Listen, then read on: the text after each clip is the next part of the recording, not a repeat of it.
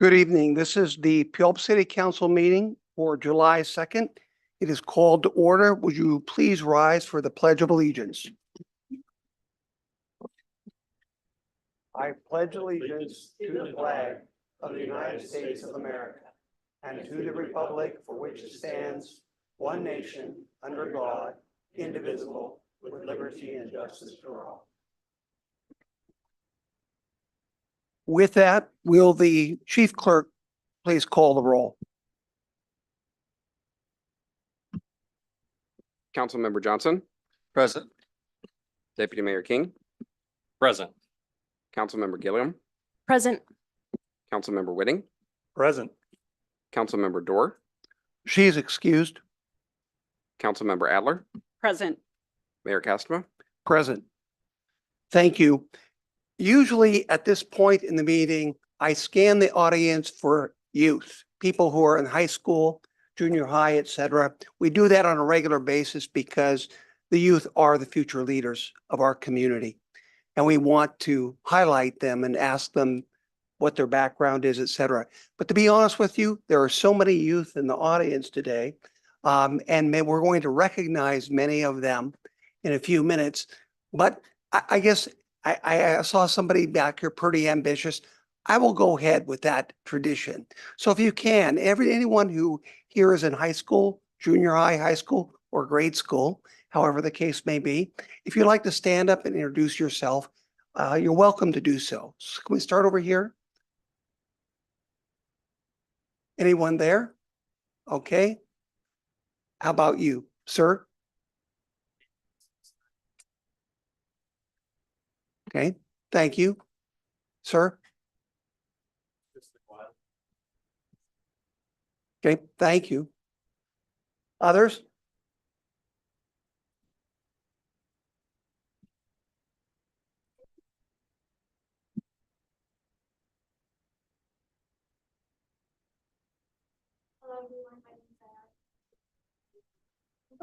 Thank you.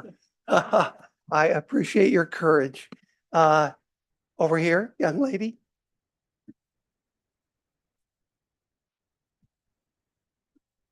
Okay, excellent. I think we're going to be seeing more of many of the youth later with the proclamations. So now we'll move on. With the approval of the agenda, do I hear a motion to approve the agenda? Motion to approve. Seconded? Second. Okay, it's been moved and seconded. All those in favor indicate by saying aye. Aye. Thank you. We'll move on to the second item, consideration of minutes. And I would ask that the approval of the May 7th, May 21st, June 4th, June 11th, all of 2024. Could I please have a motion for approval? So moved. Second. Okay, it's been moved and seconded. All those in favor indicate by saying aye. Aye. Excellent. Okay, now we're going to move on to presentations and proclamations, which is, I think everyone knows, is the favorite part of this entire meeting. And we have, first of all, under 3A, the Robotics Team Challenge. And do we have Robert Croker with the Puyallup High School? Could you please come forward? He is present today. He's a teacher at Puyallup High School, and he's along with two students. And this is one of my favorite programs. I always kind of fancied myself as an innovator. I can't say I ever really accomplished that much in that category, but please come forward. But I did sit on Washington State's first robotic board of directors for a number of years. And that's this robotic team where our high schools have challenges where they challenge other high schools and they create robots. Now, I went ahead and I called Puyallup High School, their robotic team, Robert Croker, and I asked them if the robotics team could meet a challenge. And that was that we have a lot of litter throughout our freeways, and it's very difficult to pick it up. And if there was a way that we could create a robot using artificial intelligence, visual artificial intelligence or whatever, I guess they'll tell us what they used, to actually go out and clean our side of our freeways or, clean environmentally sensitive areas. And believe it or not, he wrote me back and he said that students were going to kind of investigate this and research this immediately. So with that, could I have each of you introduce yourself, and then please, the floor is yours to explain your robot. Good evening, City Council. My name is Tyler Kim, And my name is Tien Vu. and we're Puyallup High School students enrolled in the robotics program. Thank you for the opportunity to present our innovative solution to the persistent problem of highway litter. Highway litter is not only unsightly, but also poses significant hazards to drivers and pedestrians. The current shortage of workers willing to clean up this litter, combined with the dangers involved, requires a new approach. Today, we propose a solution that leverages robotics to keep our highways clean and safe. The problem that we were given, highway litter, is a major issue in Puyallup. It detracts from natural beauty of our area, present hazards and to road users, and make the task of highway maintenance both risky and challenging. Given the insufficiency of manpower and the associated dangers, we need a more effective and safer method to address this problem. Our solution, we designed a robot capable of autonomously cleaning and sweeping trash on the sides of highways and streets. Here's how our solution works. Autonomous operation, much like a Roomba, our robot will detect trash along highway edges and collect them into a disposal and charging station where it dumps all the collected trash after it finishes its route and charges there. It will then be collected by trash trucks. The disposal station will hold the trash until it is collected by the trash trucks for final disposal at a landfill. Here's some things we learned throughout the development of our robot. Throughout the development of our robot, we have gained invaluable knowledge and skills, including computer vision, which is developing the robot's ability to detect and differentiate trash from its surroundings. 3D modeling and production. So as you notice on our robot, it contains many commercially available distribution and some custom 3D printed parts, which we learned through CAD, producing our stuff with 3D printers. If you could speak into the mic as close as you can, that would help other people hear what we are hearing. So our robot uses many 3D printed parts, which we learned throughout the school year. And prototyping, which is very crucial in creating a new product, such as a trash cleaning robot. At the beginning of the school year, we started with only just a few motors and some servos to grip and like manipulate very basic objects. Now we can move basically anything that can fit into its carrying claw. And programming in Java. It's the basic like core of any robotics project. It allows the robot to think and operate. We also had to learn how to manage the data from the color sensors, which are used to differentiate the different types of trash by color, and then it disposes of it into the different things based on its color. Persistence and problem solving is we've learned that understanding that success requires iterative improvement and resilience. Future improvements for our robot. So currently our prototype can detect a range of colors between red, green, and blue. So a key point that we need to improve on is reliability. There are still some issues with detecting those 3 colors as lighting condition changes. So the sensors will detect varying values of red, green, and blue, which is not really desirable for detecting trash along highways, which there's going to be sunlight and varying lighting conditions. Terrain compatibility. Our current robot can drive along flat surface really well. However, as the terrain changes, such as potholes or grass along highways, it's going to run into some issues, and upgrading a better drive base would help with driving along the differing terrain. Software and hardware optimization. Currently, since we're just high school students, there are some limitations on what we're allowed to access on the internet and the hardware that we were given. With better hardware and software, I believe that we can improve the product that we can make. Yeah, with that better hardware and software, we would then be able to detect different things better, like determine trash not only by color, but by like shape and weight and all that. And that would be better if we had advanced detection methods, which is integrating better sensors for more accurate trash detection. We would also want to add safety features like implementing fail safes and human detection capabilities. So And another important bit is sustainability. For the commercial robot that might be built, we're leaning towards solar options as fossil fuel is starting to run out. And with solar options, we can keep using the energy and have the robot run for much longer of a time than it would on fossil fuel. And enhancing the manipulators would help really well for the commercial robot, as having the ability to pick up different types of trash effectively improves the performance of the robot greatly. The cost of the robot is approximately $1,565 for the prototype. But if we were to make it a citywide thing, it's very similar to like an electric car and would be roughly $100,000 and like $16,000 per charging station. The time that it would take to build this prototype currently is 6 hours. And the estimated time to finish the citywide robot is really similar to getting a car's infrastructure ready, which is about 2 to 5 years. In conclusion, our robotic solution provides a safe, efficient, and innovative approach to tackling highway litter in Puyallup. By investing in this technology, we can enhance the cleanliness of our highways, reducing hazards for road users, and minimize the risk for maintenance workers. We are excited about the potential impact of our project and look forward to the opportunity to possibly implement it in our community. Very cool. Excellent.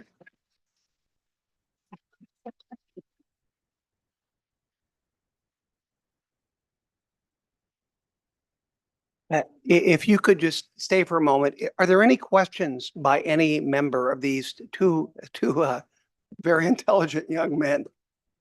Councilmember King, or Deputy Mayor King. It was like hitting the button on Wheel of Fortune just to be able to answer the question. Jeopardy, sorry. Clearly, I don't watch either one of those. What is Jeopardy? I saw a yellow block in your hand. Can you do a demonstration? Our controller is not with us right now, so we can't really turn it on. Fair enough.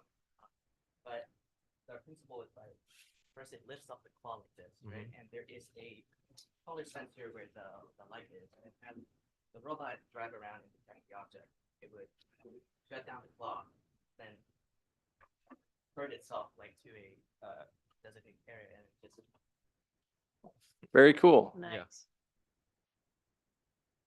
Very good. I love it. Keep going.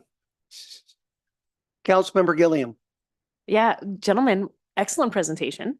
I'm very proud of you. How are you feeling right now? You sweaty? Get out there.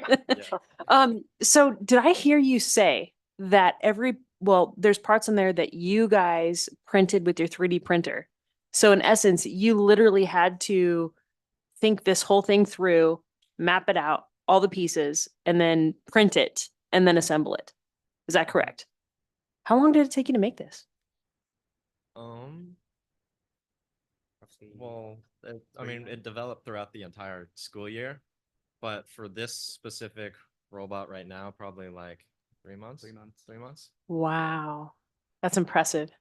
I'm excited for what you guys are going to do next. Thank you for being here today. Thank you. Councilmember Adler. Thank you, Mr. Mayor. Just real quickly, want to thank you. And perhaps I didn't catch it. What grade, or did you just graduate, or remind me? Yeah, Just sophomores, not just sophomores, but that is very cool. I'm wondering if you might be able to share what's next, right? So junior year, do you have any ideas? I don't know how you top this. This is really incredible. But I'm just curious on what's next or what you're excited about for next school year. And again, thank you. Very nice presentation. I think I can speak on behalf of my colleagues and say we can tell that, you're very passionate about this and that you practiced, or you were really thoughtful in what you wanted to share with us. So thank you. Okay, thank you for those comments. I assure you this, I will talk with your teacher, Mr. Croker, and is it Crocker? Croker, Mr. Croker, and we'll look about further opportunities of you developing this, and maybe the city of Puyallup can give you venues and a greater expertise along the way to assist you in that process, if you would wish to pursue it. I think you will both have very good futures ahead as engineers. And I believe that's where you're both probably headed. Am I correct? Yeah. And if there's anything that the council members can do to assist you in that process of pursuing that career, that very valuable career, I assure you we will be there for you. So I really appreciate this today. Bravo. We give you 5 stars. So thank you.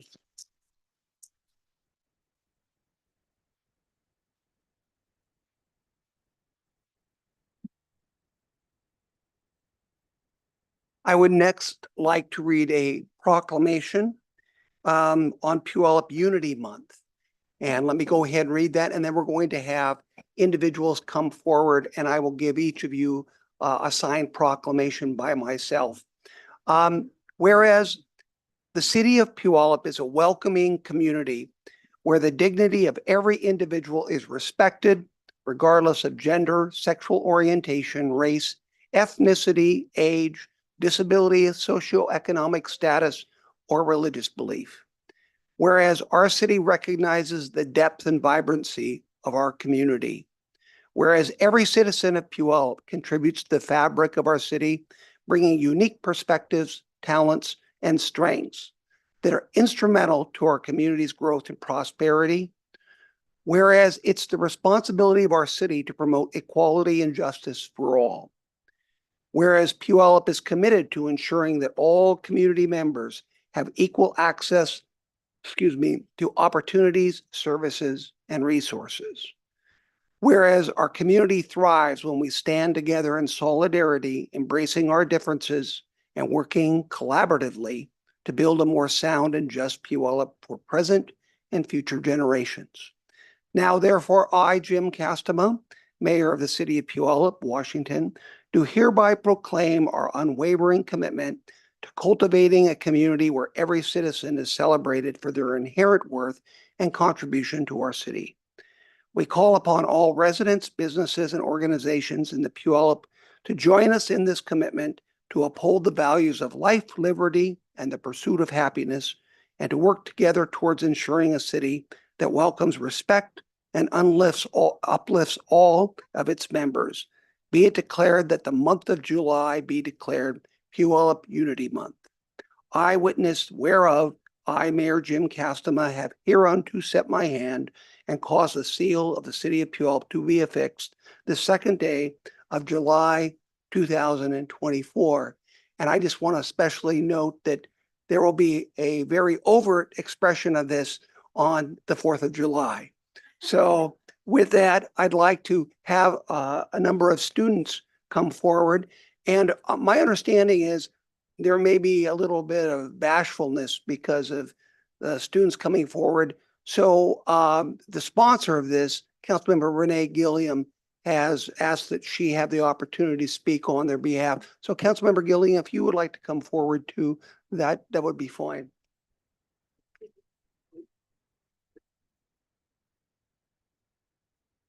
So young people, please come forward. I know you're shy. It's okay, come forward.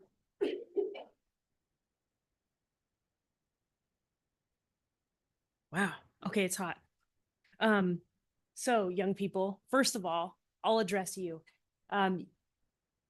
It is common that you hear you are the future, right? You guys are the next in line to get elected and make decisions behind the caucus here and to lead the way.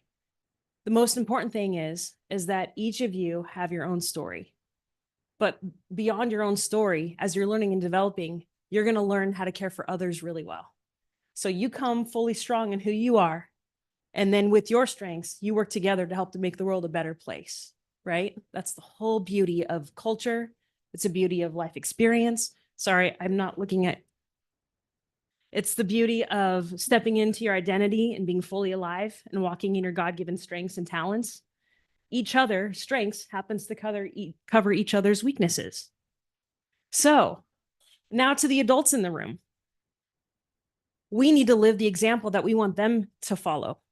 So we need to look beyond our differences, beyond our cultural differences, and look for ways to band together to listen and learn and take the strengths of our identity, the strengths of our God-given talent, and help cover each other's weaknesses to make Puyallup more vibrant, to make opportunity for our, not just our young people to thrive, but for us even today to thrive. So your voice is not lost. I wanted to give opportunity to definitely identify you for two reasons. One, because you're very, very important. Two, because the adults, we need to remember that we have this younger generation coming up and we can't be petty. So July is Puyallup United Month. There's lots of opportunity for different cultures to be celebrated. I hope that you are aware that Main Street is putting on the Fusion. Yeah, but it's thank you, Fusion Festival. Lots of culture will be represented, but the world is ran by those who show up. So I charge everybody right here and beyond to show up. Bring your best self forward every day in Puyallup, please. And thank you.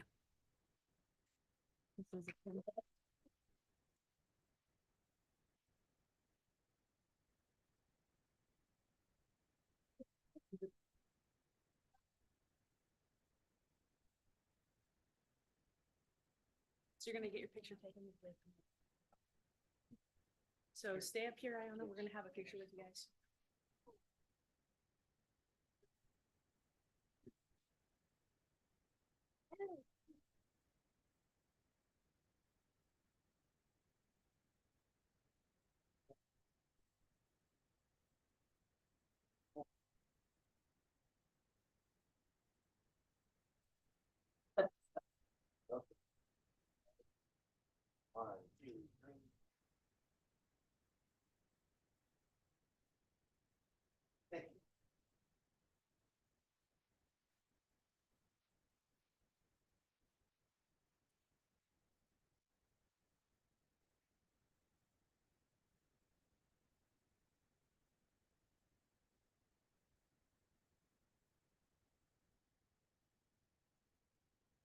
Okay, with that, we will move on to the next item on the agenda, citizen comments.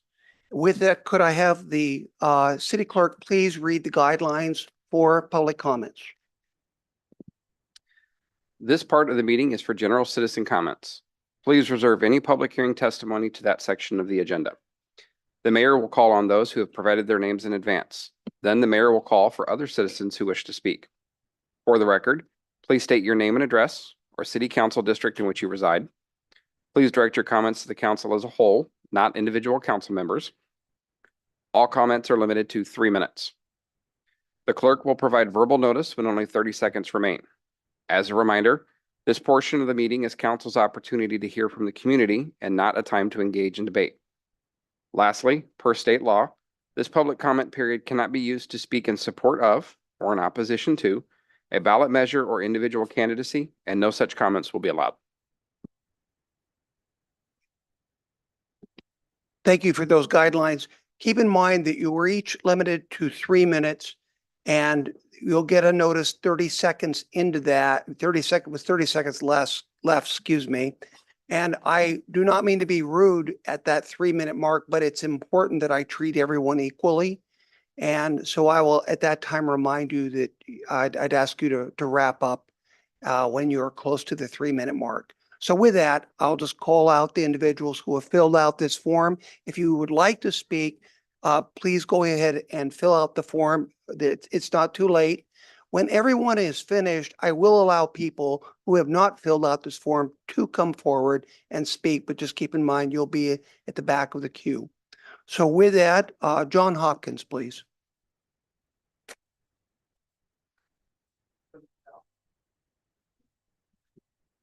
John Hopkins, District 1. I want to thank you for the improvements on the 5-mile loop trail.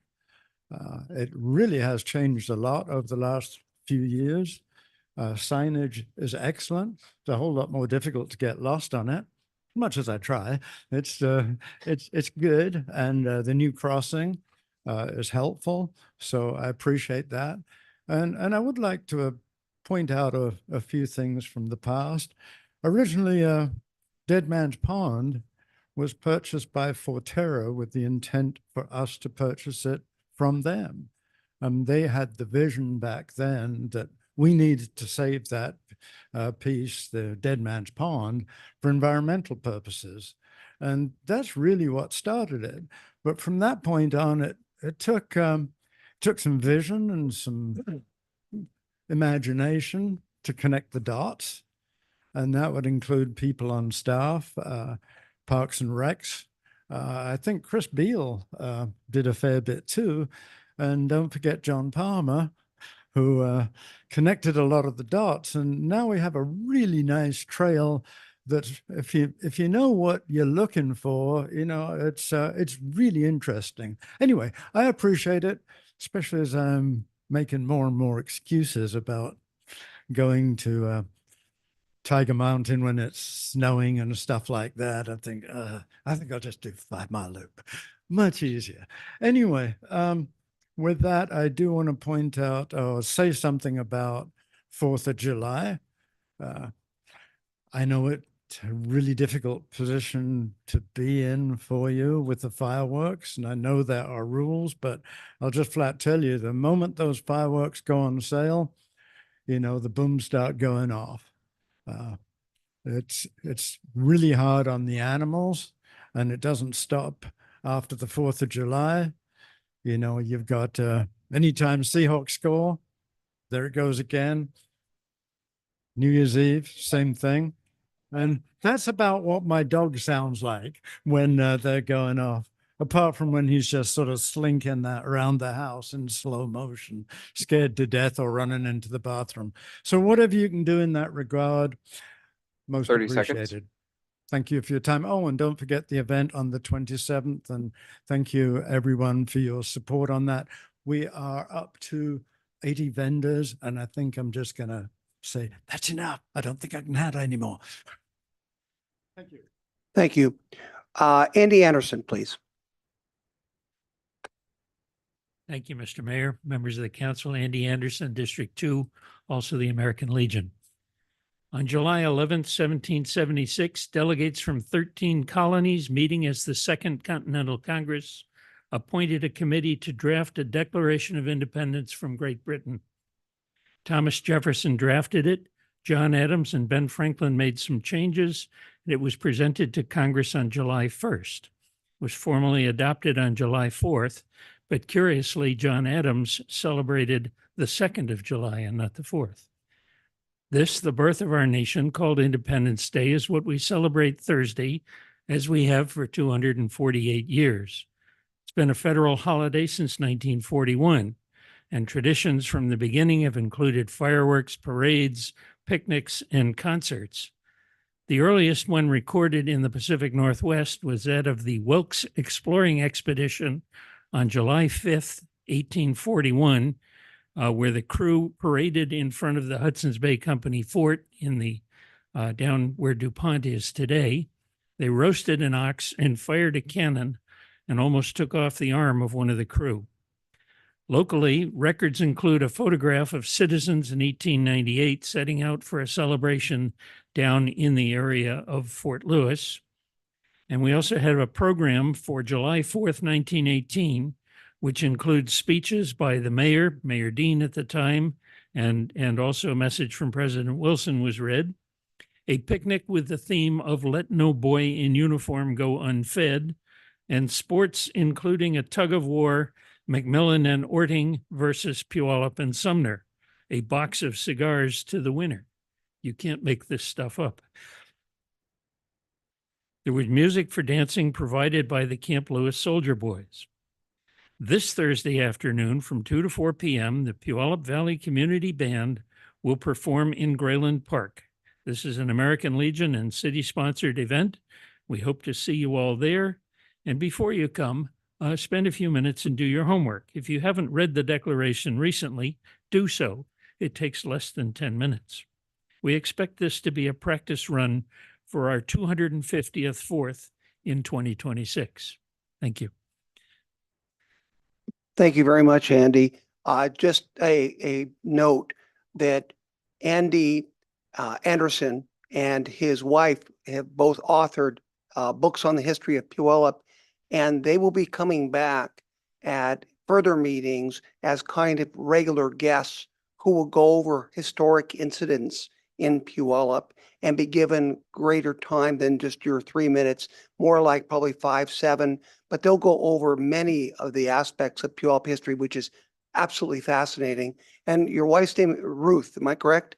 And if you haven't read her book, it's a book by Ruth Anderson on the Puyallup the history of Puyallup. Lori Price, correct. Please buy it because it's fascinating on the history of this community. So with that, let's move on to the next guest. Doc Hanson, please.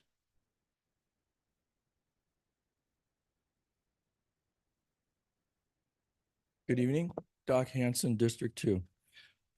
2 months ago, you held a study session regarding fireworks, and I thank you very much for that. Your staff, city manager, chief police, came out with a presentation to you that you could listen to and gain facts on. And from the non-action that I have, since there has been no action to this particular time, I think you've taken their advice, information into account, and you should. Nothing was more irritating to me as a public servant than to do all this research for a particular subject and have a council not take it into account. You took it into account, and I thank you for that. I think that's important. I think I applaud your decision and I applaud your staff. They work very hard. I know that situation. I did it for 45 years. So I know that it's important to listen to your staff, and not all decision makers do that. I just don't agree with the decision. That's all. And people don't agree. On that note, I'll just leave it with this. Your code 1620 indicates that fireworks are illegal at all times except between 9 and 11. And they're not allowed on any city property. Now, I know it's very difficult. It's extremely difficult to enforce. And the only thing that I would ask is that particular code be as much enforced as possible. And I know it's very difficult, but there are cul-de-sacs, there are streets where a lot of these large fireworks are going off, and they're going off, as John had mentioned, in those hours beyond what's allowed within the ordinance or the code, excuse me. So I would just ask that you apply as much action to enforce your code as possible. I think that's going to help everybody. Thank you very much, and thank you for your activity. Thank you for your words. It's a very fair request. And I would ask before this meeting, before we finish the public comments, if I could at least get the telephone number so that we'll go ahead and we'll tell the public the telephone number to call for any incidences that go outside of that, so that, pardon me? Then I want you to come back up here and give it. I gotta pull my notes out because I didn't want to take that spot really, but the number is 844 253. 844. Oh, 844. Okay, please. 821 8911. It's non-emergency number. You can call it in if you wish to report any type of fireworks before or after 9 a.m. and 11 p.m. and on any city property. Okay, one more time. I'm sorry. 844 821 8911. Okay, thank you very much. Thank you very much. I will repeat that in my personal comments. Okay, with that, let's move on to the next person, Paul Romich, please. Thank you, Mayor Castema.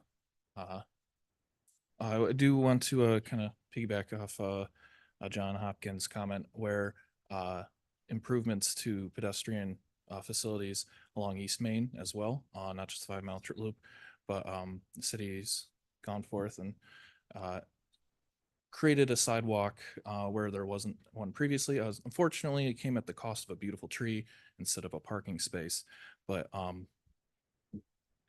I guess that's one of the decisions we need to make. But anyways, I hope Ride Transit Month went well and you took it or inspired by it and took some time to explore the transit options that Puyallup has. I did myself, and I'll give you my details on my experience as the PT runner. Weren't so great, but overall though, as an age-friendly city, transit's very important for not just our elderly, but for our youth. And because I mean, you can't drive if you're below the age of 16 independently, and you can't do it at all if you don't have a parent below that. So it's just very important to do that. And another thing we can do, very something that would really help our existing transit would be a two-way meridian. A two-way meridian provides improved traffic flow, so our buses arrive on time. A two-way meridian improves enhanced accessibility by offering direct routes for transit. So our transit riders coming northbound with the destination of downtown don't need to walk 2 blocks just to get off the bus or just to get from the bus to their destination. A two-way meridian doesn't just provide accessibility for transit, but also emergency vehicles. Again, direct routes as well as oncoming traffic are more likely to stop and clear the way for emergency vehicles. And then it also provides better accessibility for cyclists and drivers alike. It decreases the speed along the roads and ensures drivers are more attentive, increasing our safety. Two-way meridian provides better wayfinding, which is something the city is working on as a current problem with some current solutions, but two-way meridian makes it easier. And finally, the economic benefits. 30 seconds. I'm sure our consultants will provide some information tonight on the economic benefits specifically, but most, if not all cities that have executed these one-way to two-way conversions have seen great benefits to their local businesses. Thank you. Thank you, Paul. Appreciate that. Now, at this point, if there's anyone else who would like to speak, please just come forward with your name, your district or your address, and you're more than welcome to speak. If not, we're going to move on. Feel free, by the way, at any time to go ahead and leave. Now we kind of get down to a lot of the business and passing resolutions, things of that sort. So feel free. You won't be disruptive if you decide that, you want to leave at any time. So with that, let's move on to number 4, the consent agenda. And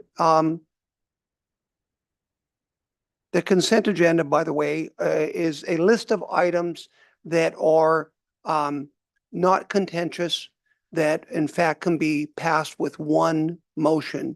And I would ask at this point, is there any one of these issues, 4A through 4G, that any member would like to have removed and discussed separately? Okay, hearing none, do I have a motion to approve the consent agenda? Make motion. Second. Okay, it's been moved and seconded. All those in favor indicate by saying aye. Aye. Hi. Okay, excellent.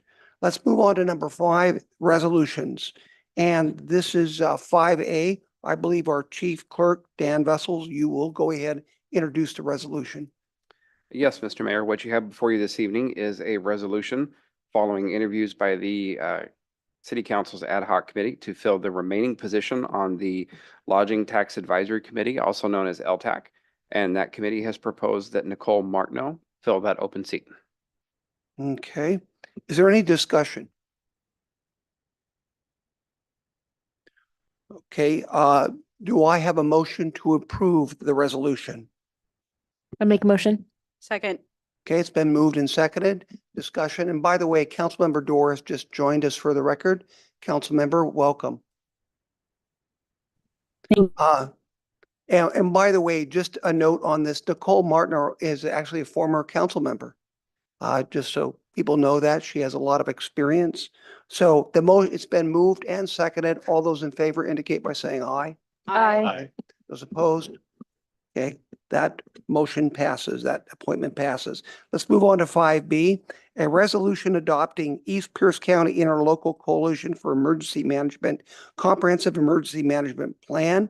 And Kirsten Hoffman, she is our Emergency Management Director. Please proceed.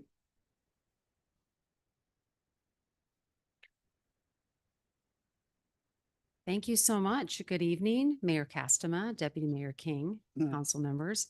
It's great to see you tonight. Thank you for entertaining this resolution. I have the pleasure to open up presentation on the East Pierce Interlocal Coalition for Emergency Management. We refer to it as EPIC, our Comprehensive Emergency Management Plan, our CEMP. We also call it our SIMP. We will try to refer to it as the Comprehensive Emergency Management Plan this evening because I know that we all love our acronyms that aren't familiar to as many folks. So the East Pierce Interlocal Coalition for Emergency Management, EPIC, formed in 2021, and Puyallup is the lead agency for this coalition that does emergency management, planning, preparedness, training, and exercise support for a total of 7 jurisdictions. And you'll see those listed there. We are in the process of adding South Prairie to the coalition, which will bring a total of 8 jurisdictions together to do this work. In the first 3 years of the coalition working together, we had a very aggressive work plan. We put together continuity of operation plans and continuity of government plans for all of the jurisdictions that are now updated annually. I'm going to introduce Pat Donovan in just a minute, who's our emergency management project specialist, who's done a phenomenal job working on those. That was one of our priorities post-COVID, was to redo and update our continuity of operation plans, and so that we've got essential functions identified and backups for all of the critical services that the city is responsible for. We also engaged in some work around LAHAR activities and preparedness. We have a LAHAR Rapid Action Plan, which is a plan that's designed specifically for first responders in the communities that are impacted by a LAHAR. We've tested this plan, we've exercised this plan. Just in last March, we conducted the world's largest LAHAR evacuation exercise in partnership with all 7 jurisdictions, 5 school districts, and well over 40,000 students and staff. And really, really proud of how that coalition has come together to support that work, which has really maximized the limited resources that we have at smaller jurisdictions so that we can increase our capabilities to be prepared for emergencies. We also have a very robust website. This is our emergency management portal. It's available at epiceoc.com. On this website, we have links to the plans that we currently have in place for emergency management. We also have an emergency response dashboard, which is a tool that we can update real time in the event of an emergency.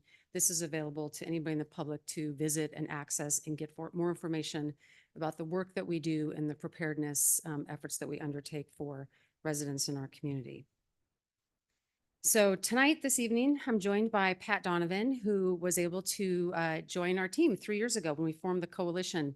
When we entered into the interlocal agreement with those jurisdictions, we received additional funds from the State Emergency Management Division, Emergency Management Performance Grant funds, and those jurisdictions also then pay for us to have additional staff to support the work of the coalition. So we were very privileged to have Pat Donovan join us as a project specialist. And he's the one who led the effort of this very robust, comprehensive emergency management plan, which we're here tonight asking for you to let us enter into a resolution approving it for the next 5 years. So Pat Donovan, I'll turn it over to you. Thank you, Kirsten, and good evening, Mayor, Deputy Mayor, and Council. It's an honor and a privilege to be able to present to you tonight about what this comprehensive emergency management plan is and just some of what it entails. And this plan talks about how the community and not only ours, but the other 6 jurisdictions, how they deal with emergencies, regardless of what type of cause or anything. And it's also about how the community can help itself and how we can help support the community. That's why we're here. This plan ties to the national preparedness goal, and there's kind of 5 pillars of that, which are preventing, protecting, mitigating, responding, and recovering from events. This plan is intentionally tied vertically to county, state, and federal plans. They all look similar in their type of format, although the content is vastly different, but they all look, they have similar subsets to them throughout. There's typically three parts of the plan: the basic plan, which is the overall strategic plan, the operational, which are the supporting annexes that we prepared and that each of the jurisdictions are working at that level on, and then the tactical hazard threat specific plans. Kirsten mentioned the one as far as the Lahar Rapid Action Plan. That is a specific thing that when the Lahar sirens go off, we break the glass. That is that plan that we use for that. So that is the most tactical type of plan that this does. This comprehensive plan also shows and helps us highlight where our gaps in planning and response are. By going through this whole process, we are able to see, and others, the state has provided input for us of, in addition to, look at these following things for inclusion in the next plan update that you do. And so, as I mentioned earlier, the basic part of the plan is it's the 30,000-foot view. It is written for, and the intended audience is for executive level and the public. This is the basic plan. This is how things work. The annexes are then the department plans. Again, not specific, but organizationally, here's how different departments will and can function during an incident or an event. And that's the two, bless you. That's the two portions that are in the comprehensive emergency management plan. This is needed. This plan is needed because it's mandated for cities or counties that take on the emergency management function. So obviously, because EPIC has done that for the 7 jurisdictions, we needed to write a plan that covers all 7 jurisdictions. It sets those roles and responsibilities, and it also allows, because we do this, that allows us to be competitive for state and federal grant applications. So without this, we could not really operate as an emergency management function without having this plan in place. And so the plan, we're looking through, and you'll see the timeline here in a minute, but we are 2 years into this plan this month. So we've done a ton of work working with the whole community. We have met with each of the jurisdictions and many of their department leads to discuss how you function and operate during this type of emergency, and what do you guys do? We've sought public and stakeholder input. We've had multiple sessions for the public, at least one in each of the jurisdictions, whether we personally did it or the representatives to the coalition, they would do those for their, to gain that public input. We also had stakeholder groups that we addressed, which included other first responders, Good Samaritan Hospital, some of our local partners that we work with on a regular basis, just to verify that, yes, this plan is something that we do and we work together with. So we worked with multiple stakeholder groups as well. There's also, we looked at, because this plan talks about incidents and events, we also looked at jurisdiction-specific local risks, and those are done. You'll see a slide of that here in a minute, as well as in the plan, it talks about each community's level of risk for specific incidents. We also talked about the community's ability to respond to those incidents and what other kind of help would be needed to come in for that.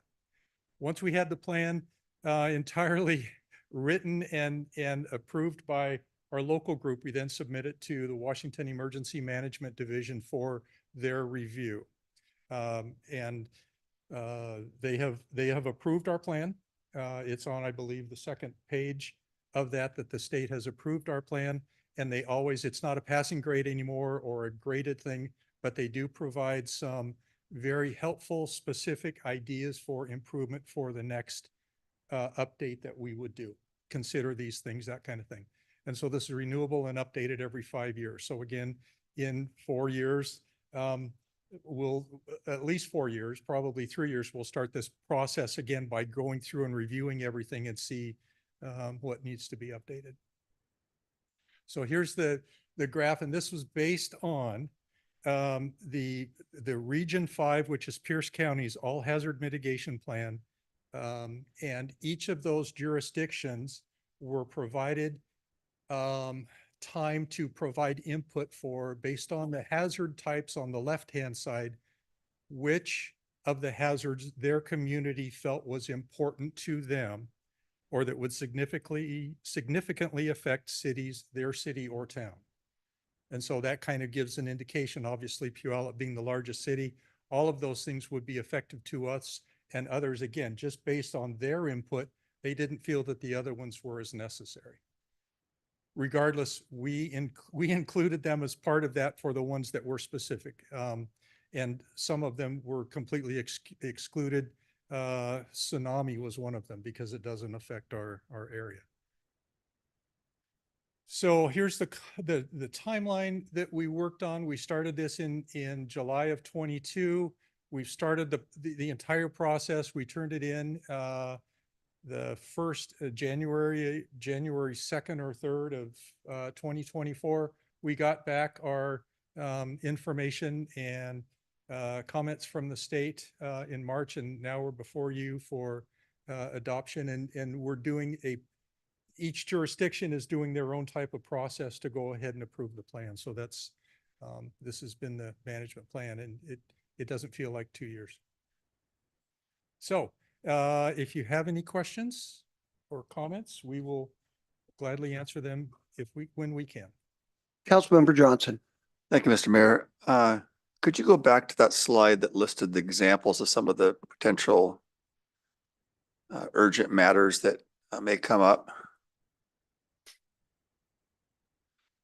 So some of these, I guess some of the questions I have is, some of these would be kind of a no-brainer in terms of flood and severe weather and all those things where there's some kind of a natural disaster or thing like that. But there's some of these that may be regionally specific. So let's just say a incident in this lineup came up. Would EPIC automatically do a mandated, okay, all of you 6 jurisdictions are going to have the same protocol, how we're going to deal with this? Or can it be region or city by city being able to implement their own case? Because how one jurisdiction deals with it may be different than Puyallup. I certainly want to tie Puyallup's hand to protect their own city based off of some EPIC policy or bureaucracy that says this is how we have to deal with it, at war with our own internal folks. Great question. So 2 parts of that. As part of, as Kirsten mentioned earlier, EPIC does not include responses in the other jurisdictions. So Sumner's emergencies are theirs, and EPIC does not get involved unless requested. So each jurisdiction is responsible for their own operational things during incidents, events, and emergencies. The second part of that is no, the plan is not, or the annexes are not specific enough that police department will do X at this time or any of those kind of things, but it does take into account that staffing levels are very different between the different jurisdictions. And the plan then won't be as robust for smaller jurisdictions or as timely as it could be for ours that has maybe a deeper set of responses. But it is not specific about each one of these jurisdictions doing the same thing at the same time.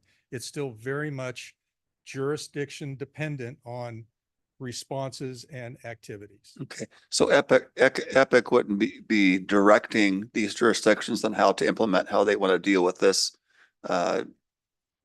incidents or disaster or whatever. Great answer. I can help with this answer. So no, and we were very specific in not including response as part of the interlocal agreement. Our focus was really on preparedness, planning, training, and exercises. and how can we all collectively work to build up our capabilities so that we can respond to emergencies. Now, before Epic, and especially now because of Epic, what we have found is that we do work collaboratively with all the jurisdictions in emergency situations. So if there's another jurisdiction, say Ording, for example, and they do reach out to us and say, you know, we could use some guidance, we could use some assistance, then we certainly help in that kind of a situation, which is just something that is so great about the emergency management community. We recognize that we have to call on neighbors for help, and there's going to be times when they have to call on us for help. And it's just really been great to build those collaborations and those relationships. Thank you. Yeah, I do believe in cooperating with jurisdictions and so forth, but I do believe the local autonomy of how a city government wants to protect and look out for their citizens, I think should remain autonomous and not be bound. And I think personally, I've seen where, in my opinion, and again, this is controversial, where the state has stepped in their good intention and tried to mandate how we need to police our city, and I take offense to that. And I've looked at civic unrest in certain cities, some up north. I looked how they dealt with it, and I certainly wouldn't want to be bound by a jurisdiction of Epic telling us how we should deal with civic unrest if in fact our local police department wanted to deal with things a little differently. So as long as there's some autonomy to be able to take care of these issues, but still cooperate for those who may want to help out or we want to help them, that's great. But I wanted clarity on this because that would have been a major deal breaker for me if that would have been in place. Thank you. Councilmember Whitting. You know, I see your list of communities there but I look at Eastern Pierce County and I focus on our big neighbor to the south of us, you know, South Hill's sitting out there with 65,000 people. We're only 43,000. And if we have a region-wide event, there's going to be a lot of impact on that population. You know, obviously they're not in part of your thing. They're unincorporated peers. They don't have a local jurisdiction to deal with. Are you considering them and addressing that population as well? So a part of that plan, as I mentioned, that the plan is vertically tied to the county, state, and federal plans. Pierce County also, for the unincorporated areas and those areas not covered by specifically our jurisdiction and Tacoma, Pierce County has an overall plan very similar to ours, a comprehensive emergency management plan, because again, they have an emergency management division. They have to follow under the same rules that we do. So they have a plan as well that will address how the unincorporated parts of the county will be included and will function during any incident or emergency. So, you know, I hear that. On the other hand, if this works the way our policing does, you know, in Puyallup, if you have a police emergency, the police are there in a few minutes. In unincorporated Pierce, I think it's more like a couple of hours if anybody shows up at all. So I applaud all the work you've done and the manner you've worked to take care of the participating jurisdictions, but I just think we'll feel a big impact from, you know, if there is a region-wide emergency, there's going to be a lot of people heading for Good Sam, and a lot of them are not going to be coming from these jurisdictions. They're going to be coming from South Hill. So I don't expect an answer tonight, but again, I encourage you to do what you can to work together with Pierce County and assess their plans and how they might impact us as well. Thank you. Councilmember Dorr. Thank you, Mr. Mayor. Pat and Kirsten, thank you so much for the presentation. You are both rock stars. Pat, haven't seen you in a long time, but always have appreciated your approach. Kirsten, as I've said many a time, we have you chipped, your Puyallups, and you don't get to go anywhere. I think that this is a great plan. I have seen benefits of Epic in different ways. So as you know, Puyallup residents, you'll know we have Code Red. That was a collaboration, and it is a more cost-effective emergency notification system than we would have been able to afford on our own. So by pooling these resources, this is another example. And during the pandemic, we saw where Pierce County asked for some assistance. We saw Kirsten at the fairgrounds. We saw, it was going back and forth. So I think there is collaboration with Pierce County. This is just a different animal, different thing over here. But Pierce County does have the Department of Emergency Management. They do have their own plans. And we've seen that not only pandemic, we've seen that with line of duty death when they're collaborating, or the big trials. I mean, the jurisdictions do collaborate. And this EPIC group, I think, has done a great job of bringing together small entities and working through big issues. And Kirsten is always held up. I don't know if you're actually the official leader of this group, but that's what I would my takeaway is, that you are. So I think that this is a great plan. I appreciate the work that you guys put into it, and I would move adoption of the resolution. Thank you, Councilmember Dorr. Is there a second? Second. Okay, it's been moved and seconded. Discussion? Hearing none. All those in favor indicate by saying aye. Aye. Opposed? Okay, resolution passes. Thank you very much. Kirsten, I believe you're going to remain. Next item under consideration and request is to accept a grant from Pierce County Human Services in the amount of $680,560 and extend the hotel pilot project through June 30th, 2025. Please go ahead and provide the presentation. Thank you.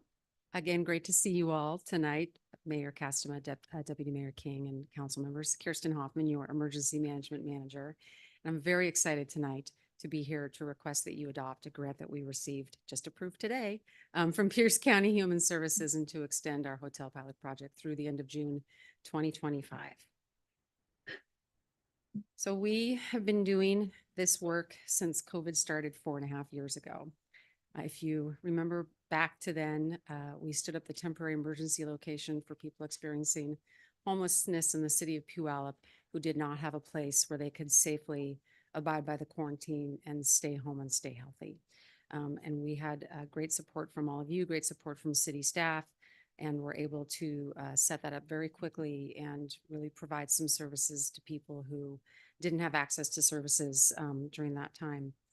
As part of our COVID-19 response and then moving into recovery, we launched the Hotel Pilot Project Phase 1 on February 1st, 2021. And initially, if you'll remember, that project was for 6 months. We received grant funds from Pierce County Human Services.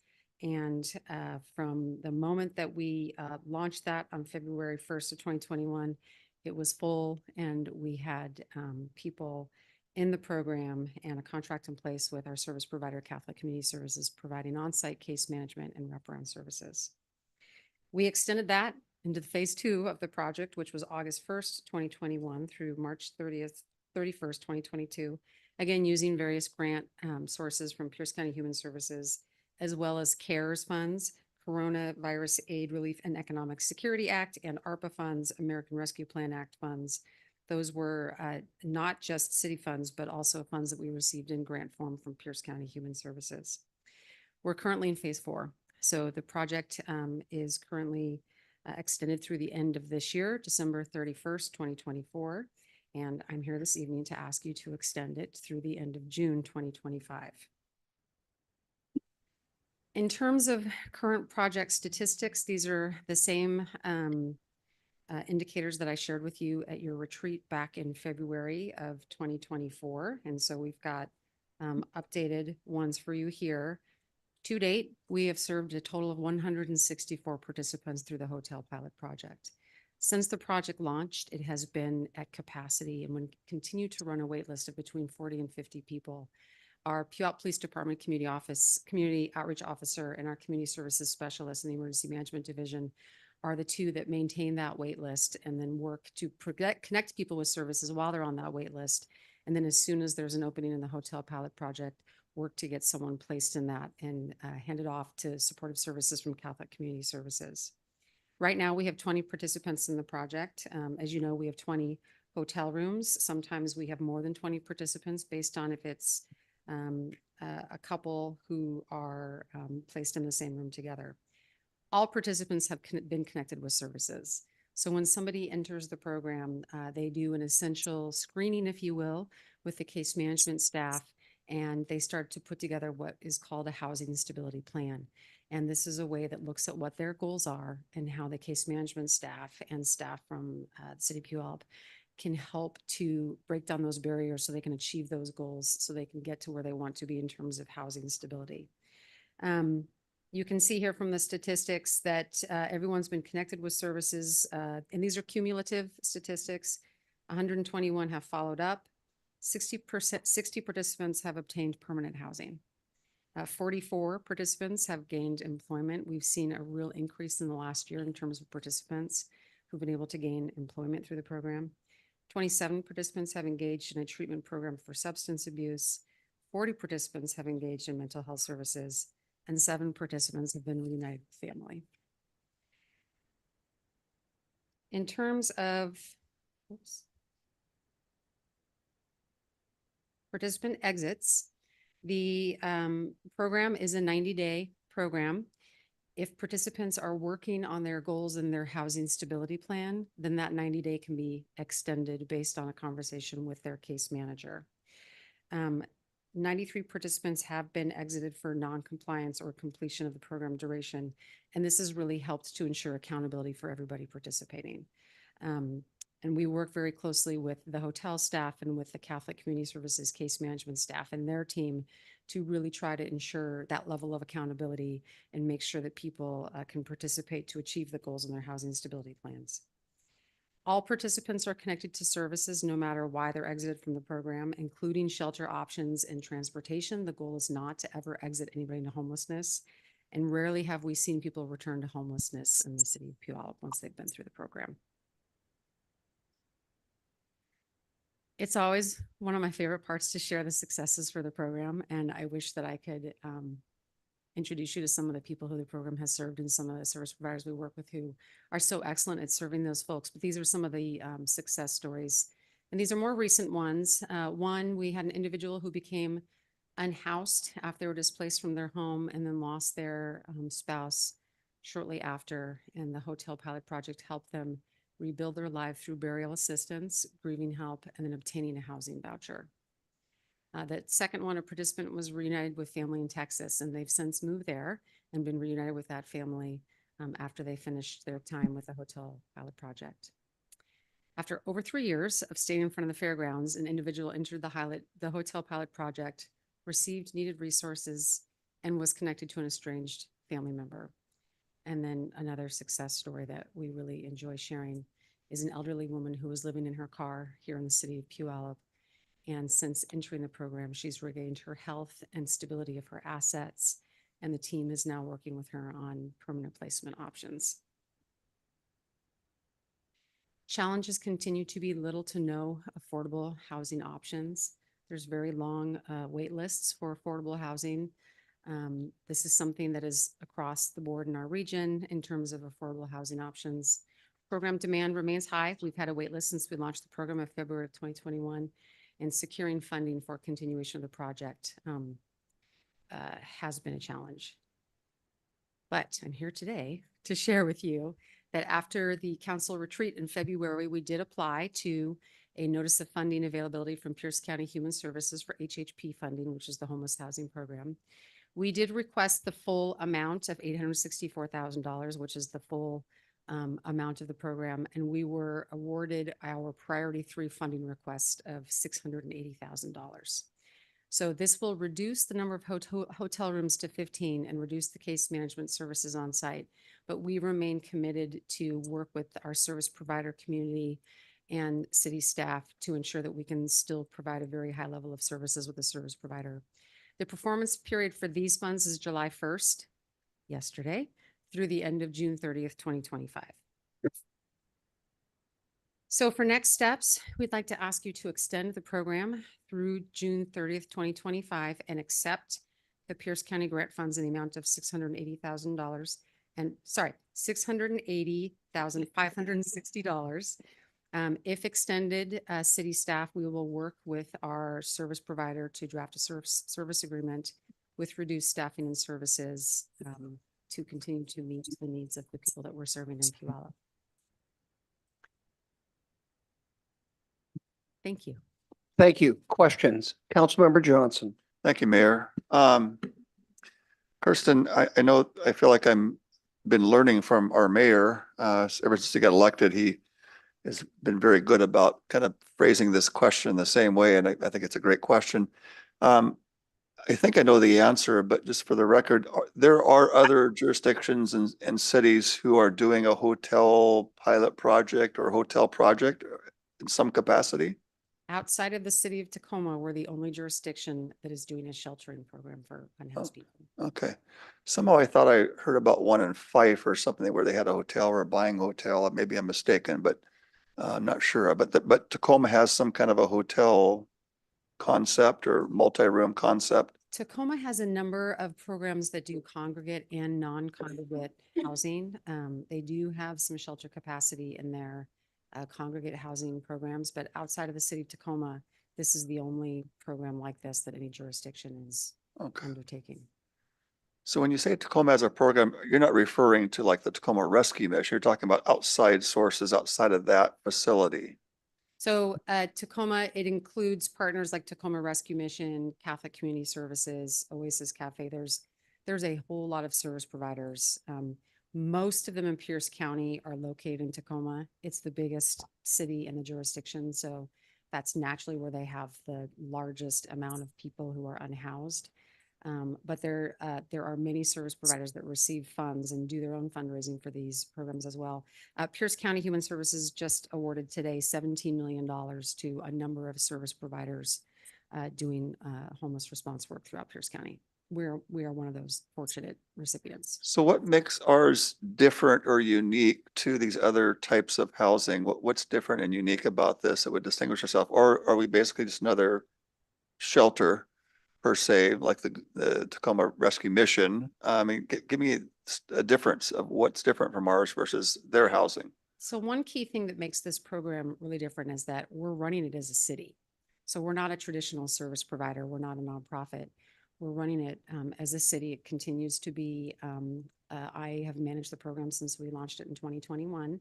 So along with that, gives us some access to partners and resources that other service providers might not have, just because we're a city and we're very privileged in that regard.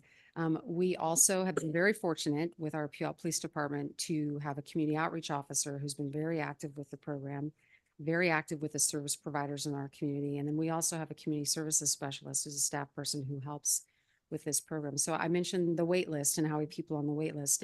That's something that those two staff folks are looking at regularly to determine people's readiness to enter the program. Because when a spot opens up, we want to move someone into that very, very quickly. And while those folks are on the wait list, they're receiving services from our community outreach officer and our community services specialists and other service providers throughout Puyallup.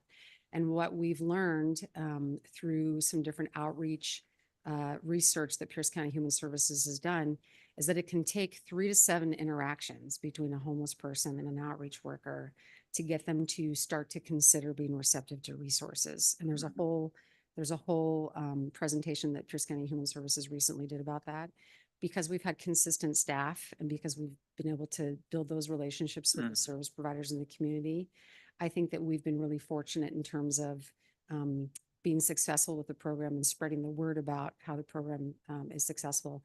I do hear frequently from other jurisdictions who ask us, can we pay you to do this kind of work for us? Will the city of Puyallup expand this to bring on other cities?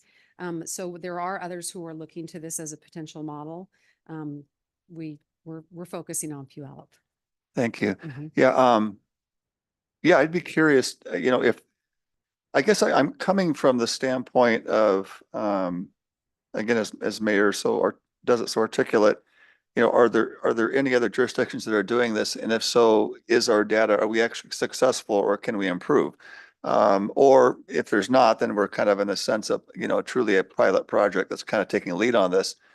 I guess I'm trying to figure out, at least with some kind of data, is our approach more effective than other institutions of housing people? And if it is, then I think it's good that we can continue with that. The success ratio, if it were just another housing provider, then, I guess the question would be, is it something we need to continue? So I'd like to know if there was a way to figure out if well, let's just use an example, a medical example. And it's kind of rhetorical, but maybe somewhat interesting. If I'm going in for a surgical procedure, I want to know what's the ratio of the success of that outcome based off the doctors providing it. And if they got a 30% success ratio and someone else has got a 70% success ratio, I want to go to that doctor. And so I think as a program, we need to really be true to ourselves. What is our success ratio and what can we do to make sure that our success ratio is raising? Otherwise, why throw money at something that's not going to work, the outcome? And it seems to me that we are having some successes, but it'd be nice to gauge it some capacity to say, hey, we're on the right track. And that's why it's working for us, because, maybe the accountability factor, maybe the having staff on board that gets those 7 hits before they finally open up, whereas maybe other jurisdictions don't have that. So they're getting 1 hit, 2 hits, maybe they're getting 1 hit from a certain provider, another from a different provider. So it's really not continuous. So maybe it's not working. But anyway, I wish it great success, but just want to make sure that we're being efficient and making sure that as we're funding something, it makes sense that we're getting not only the results, but effective and non-bureaucratic results that are just doing something with a high success ratio. Thank you. Thank you. Deputy Mayor King. Thank you, Mr. Mayor. Great presentation, back to back. Thank you. And I concur with Councilmember Dorr. Although I'm kind of partial on the idea of you being chipped, I'm thankful that you are, if that's the case, so that way we don't lose you. All kidding aside, thank you for all that you do for our city and all the things that you are in charge of and kind of spearhead the way for all these fantastic things that we offer our citizens here in the city. I would like to go ahead and make a motion for approval to accept the funds that are allocated for this program. Okay, Well done. thank you. Is there a Second. second? Yep. It's been moved and seconded. Discussion. Councilmember Whitting, you can go ahead, provide your comments at this point.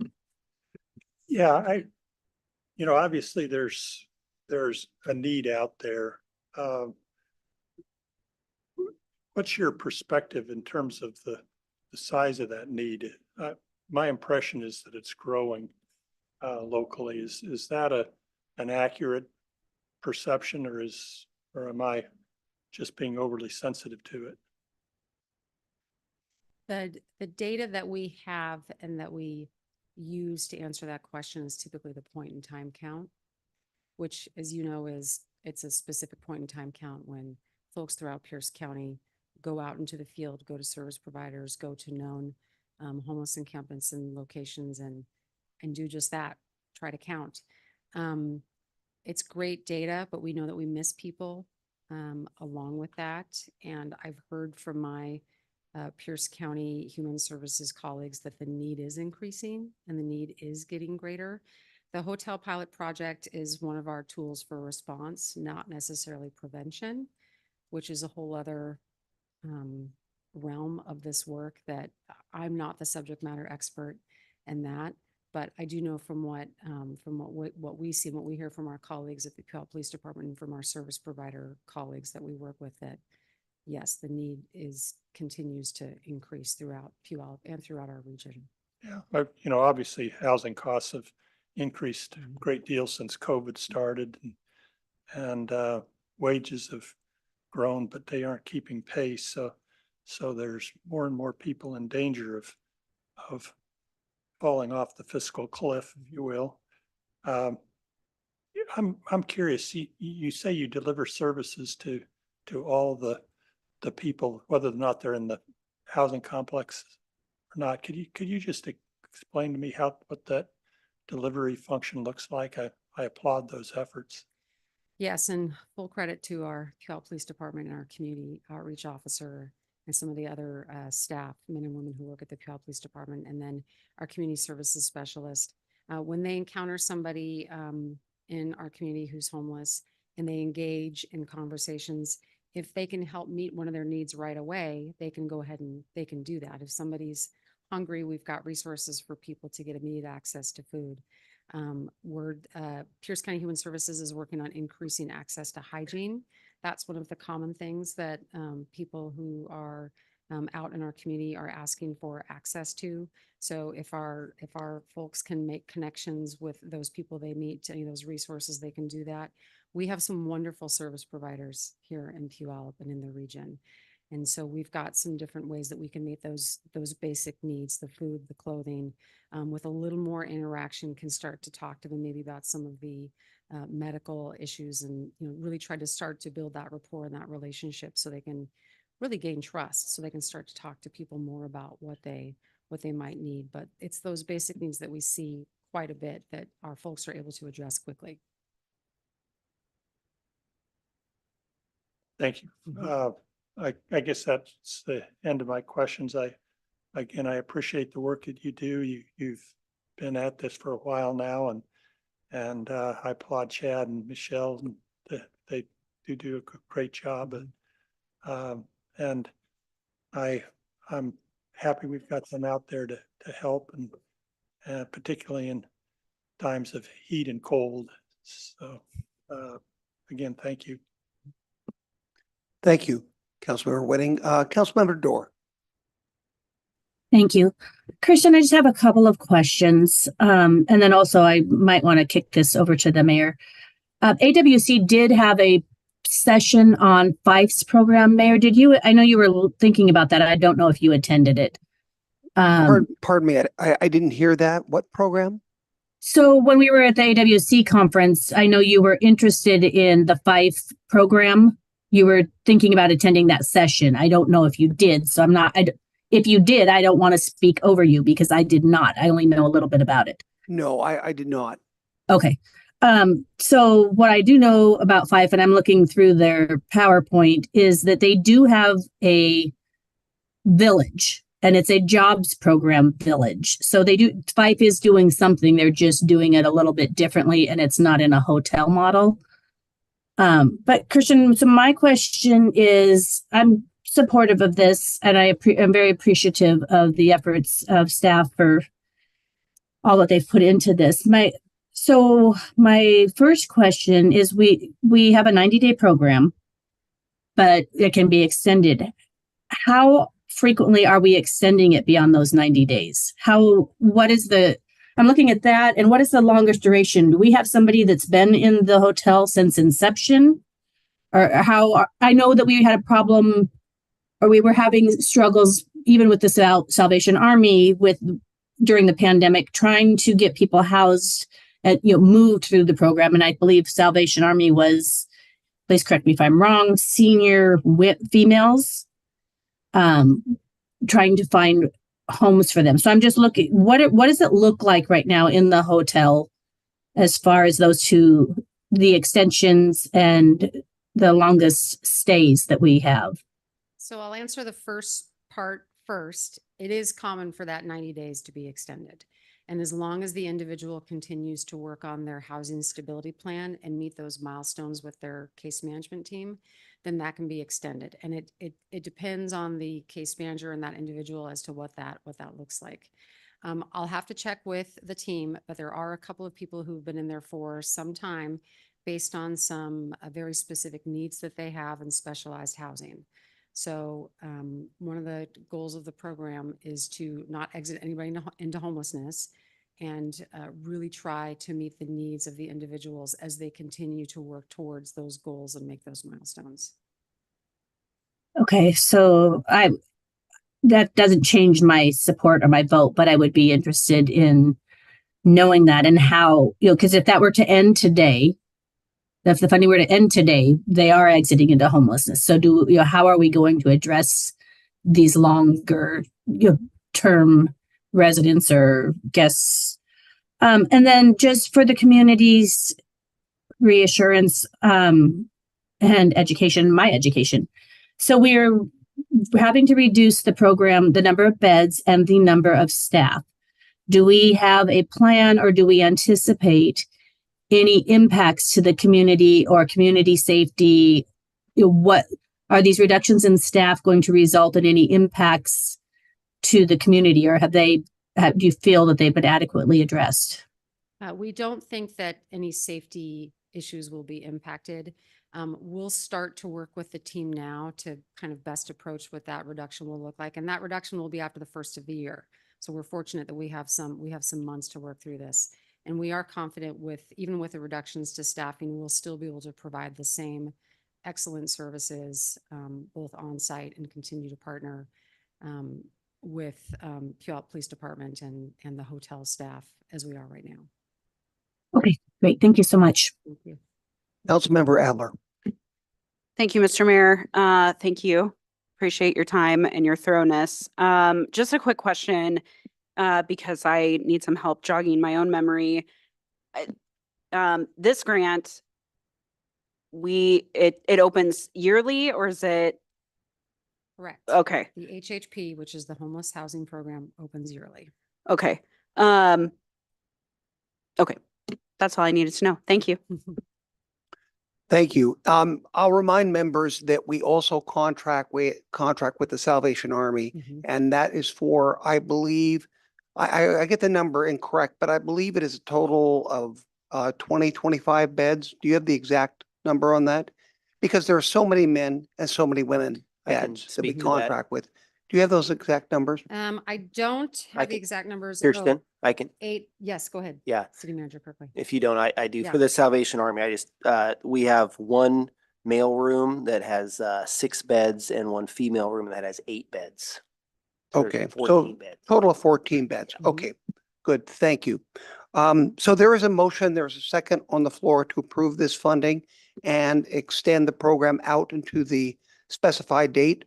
All those in favor indicate by saying aye. Aye. Those opposed, nay. Okay, motion to approve funds passes. Thank you. Kirsten, you, I don't think are on the agenda next. No. So you have the night off.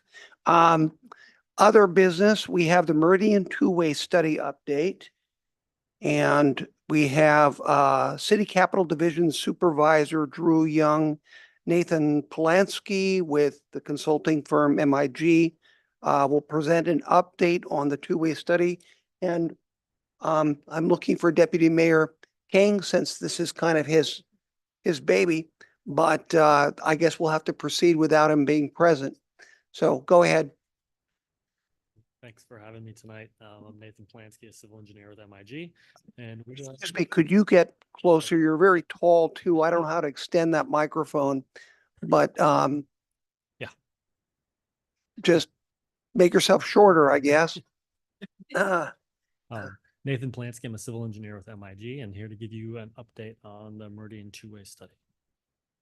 We bought ourselves just enough time for you to get back. Thank you, Mayor.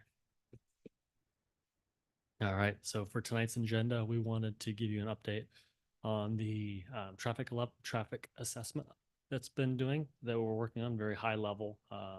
What we've learned through an economic literature review, initial stakeholder feedback, and I talked through what the plan is to look at 2nd Street Southwest as a opportunity for pedestrian improvements along that corridor between downtown and the fairgrounds, and kind of where we're headed next steps. Excuse me, I have a question. I see this as today's agenda. Just for clarification, we are going to do a very low level traffic assessment in this study, correct? This is not just a high level assessment. This gets into the nuts and bolts of how much it will cost us, et cetera, eventually. The traffic assessment that is part of this scope is high level, and it will help to define the scope. It's not going to get into the kind of detailed traffic analysis and it's all of the kind of. But eventually, this is just an update. Eventually, the final report will, correct? There will not be a detailed traffic analysis as a part of this study. There is sort of at a planning level order of magnitude cost on helping to identify the range of potential scope in the future. If moving forward with and kind of a two-way study is something that council continues to want to study. We plan on making policy decisions based on this study. So I mean, by policy, if we decide to proceed with it, we're going to put a dollar amount. So it has to be fairly precise. Is that the scope of this study? That is not currently the scope of the study. To look at the low-level traffic assessment, you're talking of hundreds of thousands of dollars as far as a study that would have to model the entire downtown area, which is currently, kind of underway as far as the comp plan update as part of assessing existing conditions. As part of this study, we're going to make assumptions as far as things that would need to be approved to set that planning level cost estimate.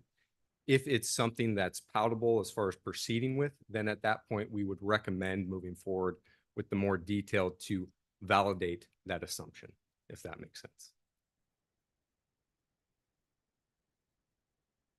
Oh, okay, proceed. I think there's some clarification that has to be had, We but, can but move forward with the presentation. We'll continue with questions at the end. exactly. Go ahead, proceed.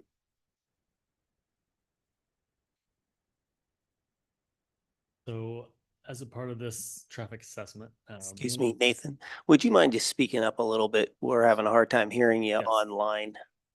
As a part of this traffic assessment, one of the things that the city had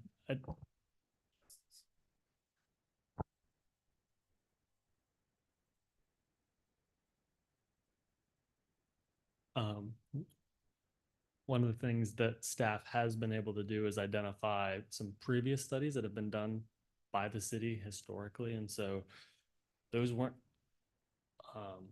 staff was not aware of those at the time that this project was scoped, but in 1997 and 2005, the city did a kind of different scales of kind of analysis through kind of staff. One of them was a consultant led, one of them was internal. So this is really, as mentioned, a high level study to kind of understand the scope of a future two-way conversion. Really documenting the existing conditions and understanding what needs to be reviewed for that more comprehensive study, as Drew mentioned. So through the initial traffic assessment that's been done, taking a look at streetlight data and understanding where traffic patterns are, there's a understanding that 42% and 32% of traffic respectively passes through downtown on Meridian and the 2nd and 3rd Street bypass. And that is of the kind of average daily traffic. These are numbers from June of this year. For 1 week provided by city engineer, of 18,000 vehicles roughly southbound at Stewart, 15,000 vehicles southbound at Pioneer and Meridian. Slightly less traffic headed northbound at Pioneer and 3rd.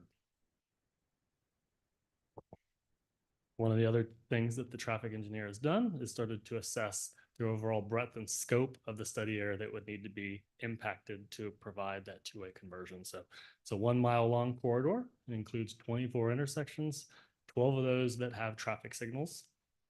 There are also the 2 rail crossings, 3 pedestrian flashing beacons. So those are kind of pedestrian activated beacons. One of them is on 3rd and 2 at Meridian.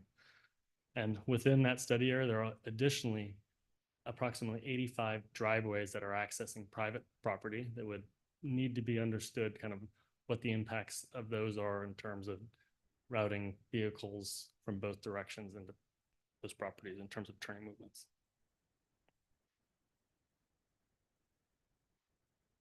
So some of the big questions that will need to be identified as a part of a much deeper traffic analysis is how to manage that increase or the kind of the left turning traffic that doesn't exist today. Today, you're able to kind of go, proceed, make your right and left turns and not hold up traffic. There's no turn lanes that are needed for that.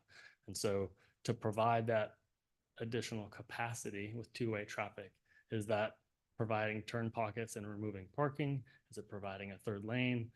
Is it providing a higher volume bypass route that can accommodate that outside of the Meridian corridor? One of the other things that will be kind of looked at more closely are at a conceptual level or planning level, how do the ends of the couplet get configured to allow that transition from the one-way traffic to two-way traffic?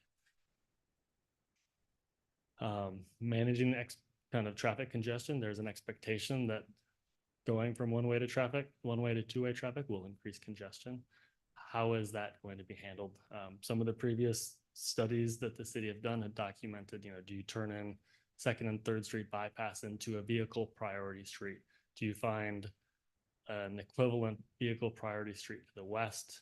Through our stakeholder conversations, we understand that during downtown events today, that happens during Meeker days on 4th and 5th on the west side. And one of the other things that we've identified and confirmed with city engineer is that many of the traffic signals are at their end of their life. And so as capital projects are happening, those need to be replaced, and something to consider or be aware of, that regardless of a conversion, there is a need to replace aging infrastructure within downtown and along these corridors.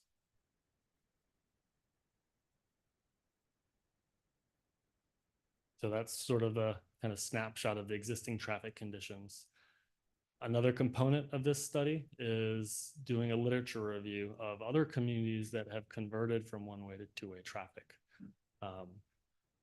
Team members kind of found kind of half dozen or so examples, kind of varying scales of communities, various scales of traffic, different lengths of study area. One of the challenges is finding examples that have really good, clear documentation that align with the types of challenges or opportunities that the city of Puyallup is interested in. One of the things locally, there are examples that haven't been documented. The city of Renton has recently changed Wells and Williams in their downtown from one-way to two-way. Farron Pierce, the traffic engineer that is working with us, has worked with the city of Redmond on a conversion there.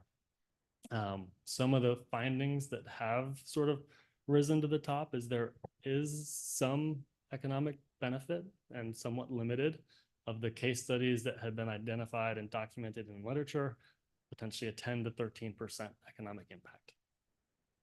Some of the other things that may seem fairly obvious are, slower traffic speeds, increased business visibility, reduction in crime, some of the same goals that I think the city is interested in kind of achieving with a two-way conversion through downtown.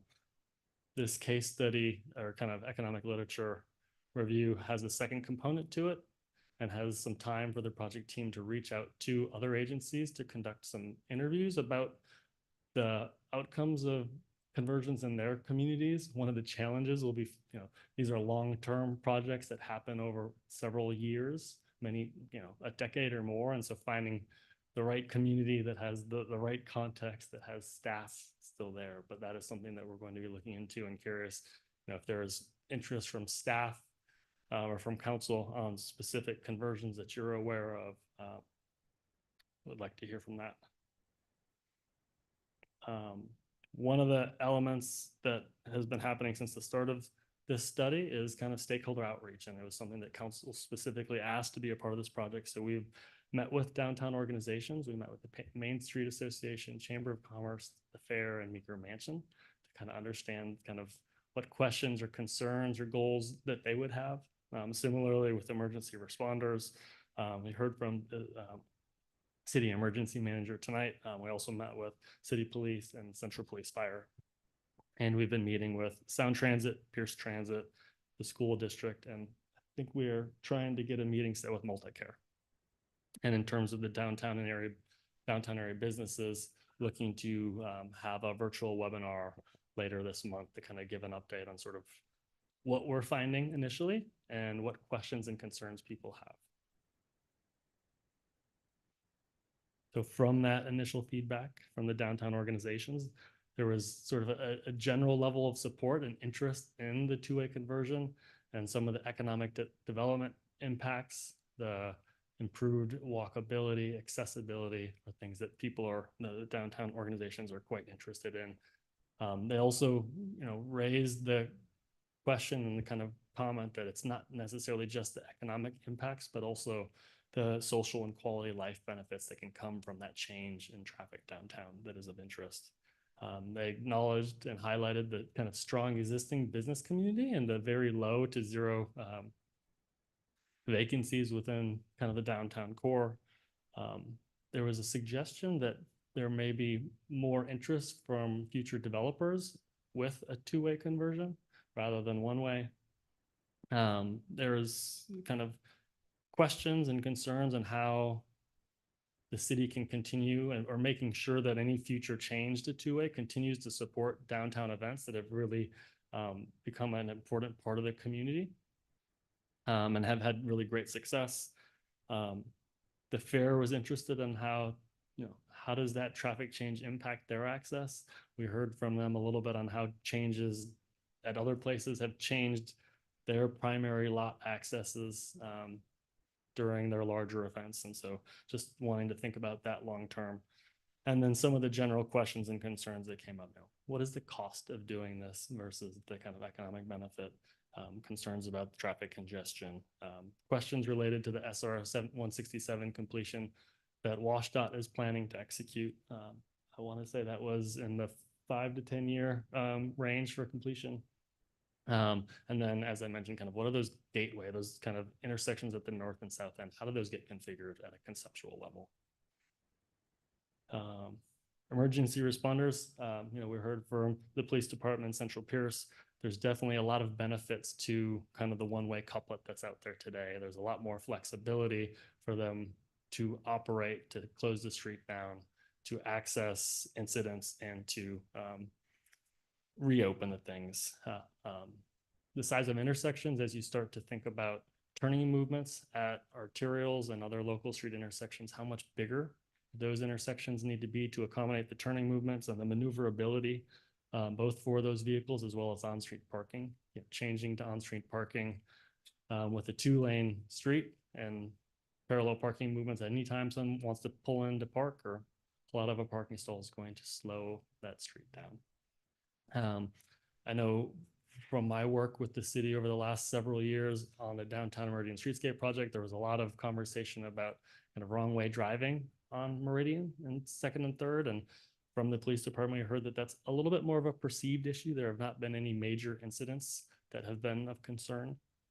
And then the kind of question about how does the train traffic coming through right now, everything backs up generally northbound coming into downtown. How does that impact overall circulation during those trains? And I think one of the big questions, what would the project ultimately be achieving was a question that was asked.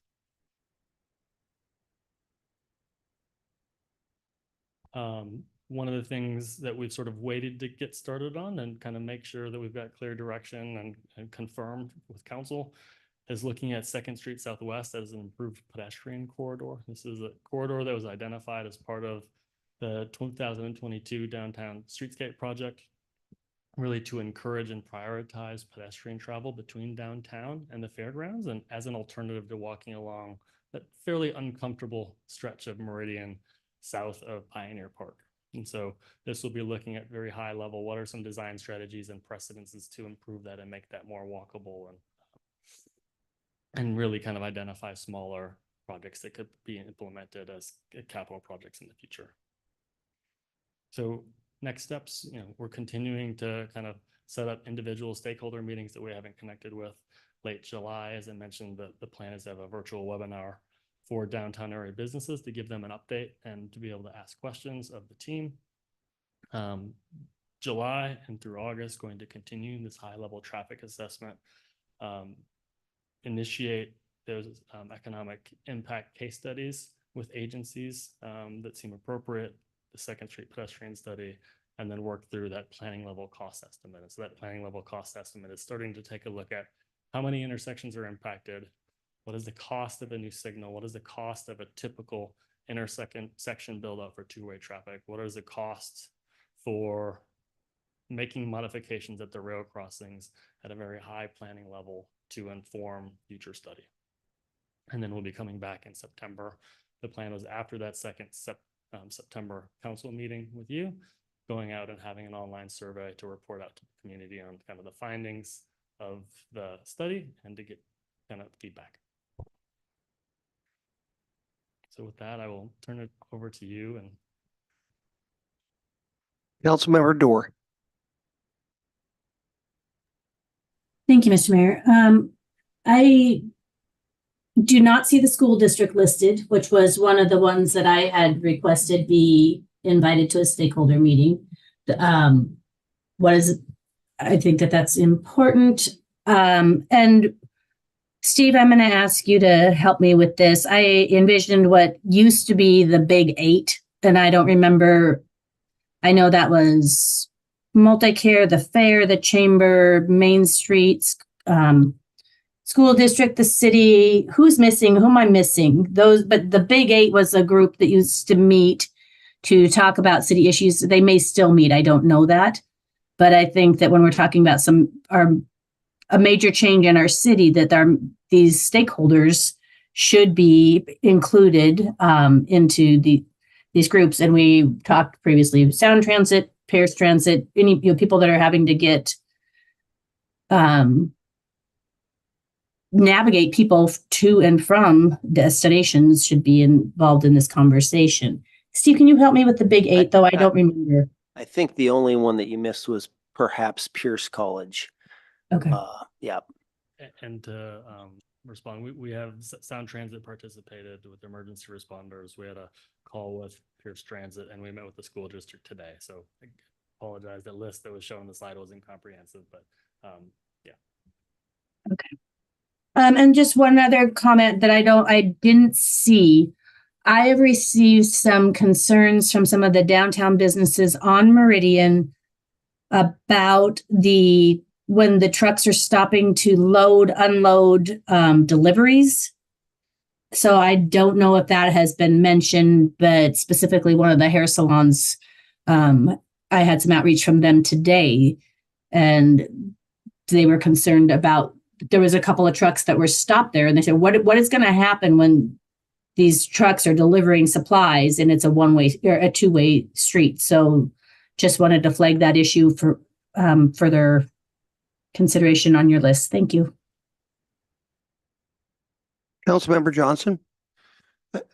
Thank you, Mayor. I was encouraged to see some of the data that you mentioned of possibility in regards to the increase of economic development with 10 to 13%. I'm not sure how folks may feel, but to get a 10 to 13% increase of business isn't all that too bad. It's a pretty good problem to have.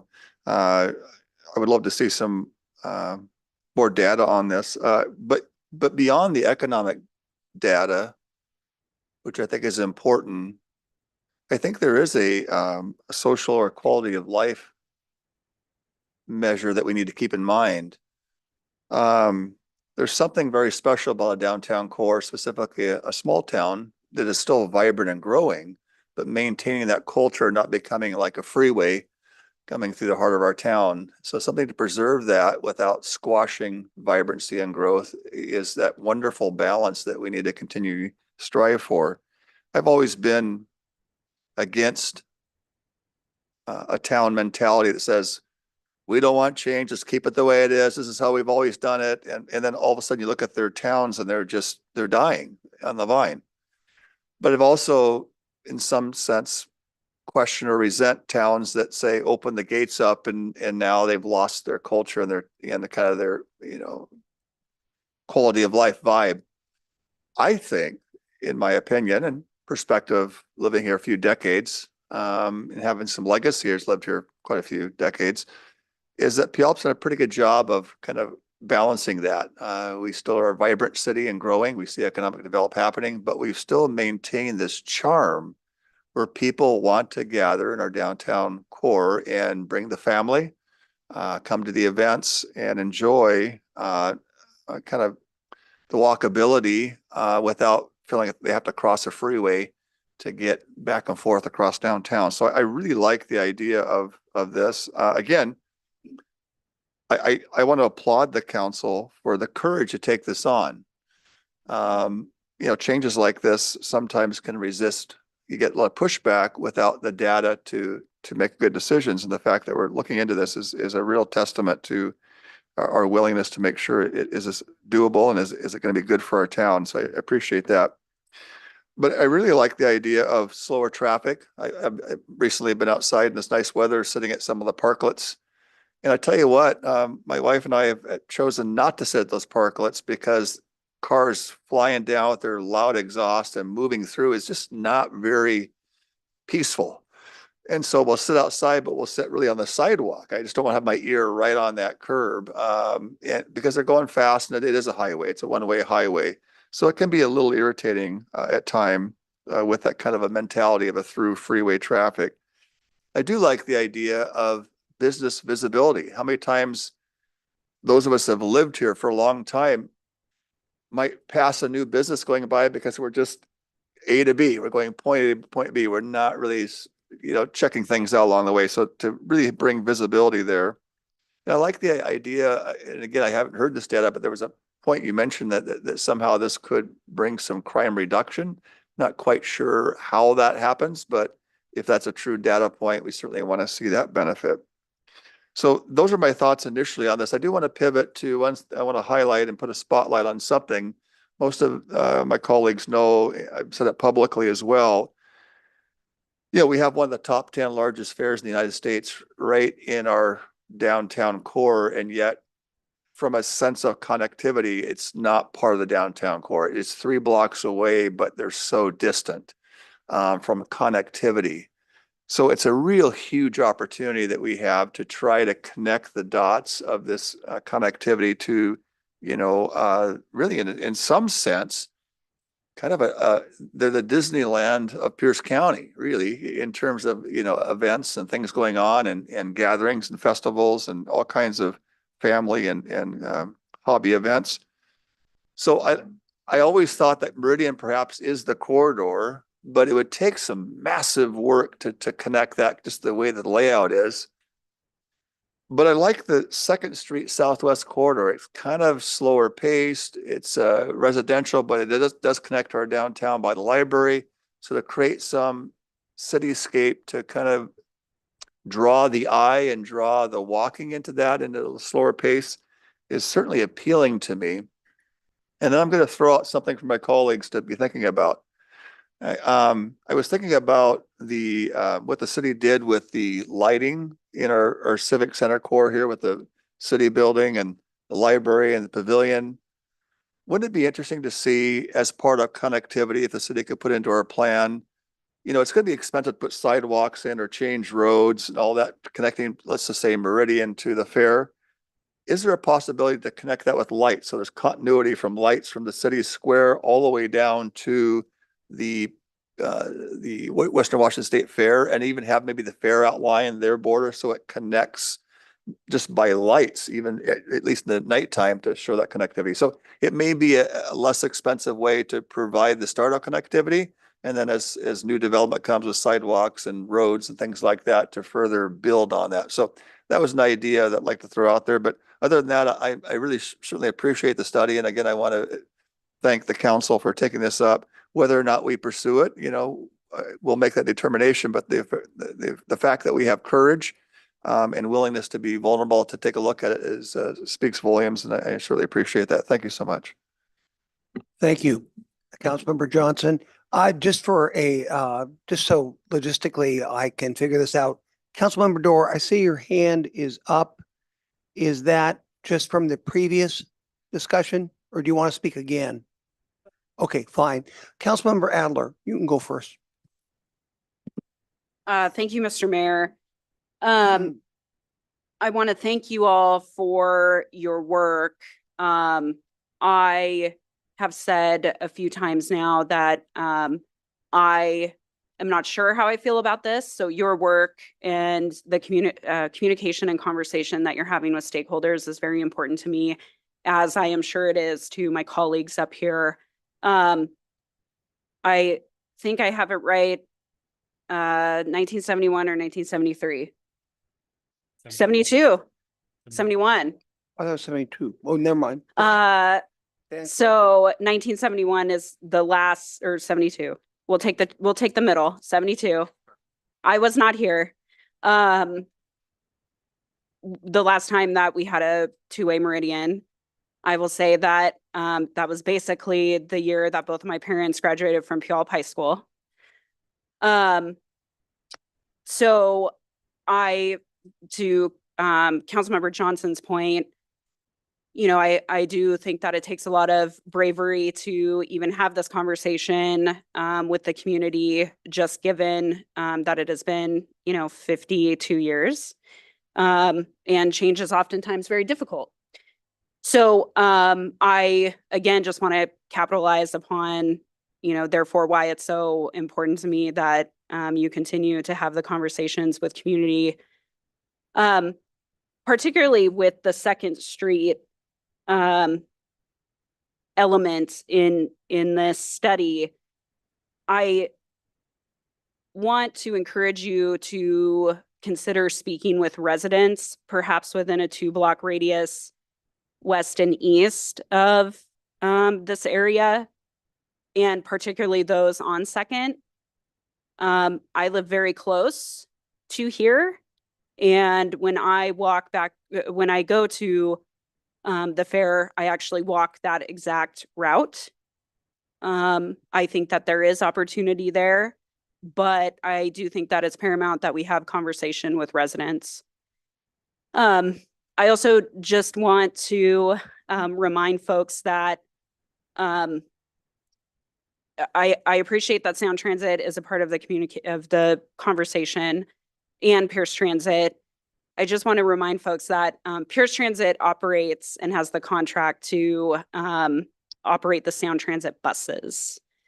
So I just want to ensure that, you know, conversation is happening with both agencies, and particularly the one that operates the buses on a very important main route right down Meridian here.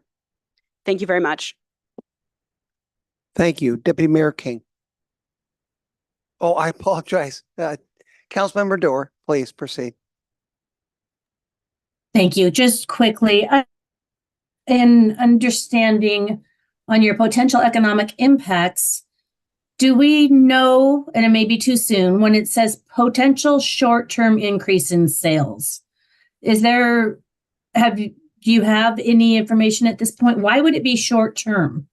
Because I think that is important. If it's not a sustainable increase and it's just the novelty of it, that makes a difference. And I'm with Councilmember Adler on a couple of points. One, I don't know how I feel about this, but I'm trying to be as open-minded about it as I can.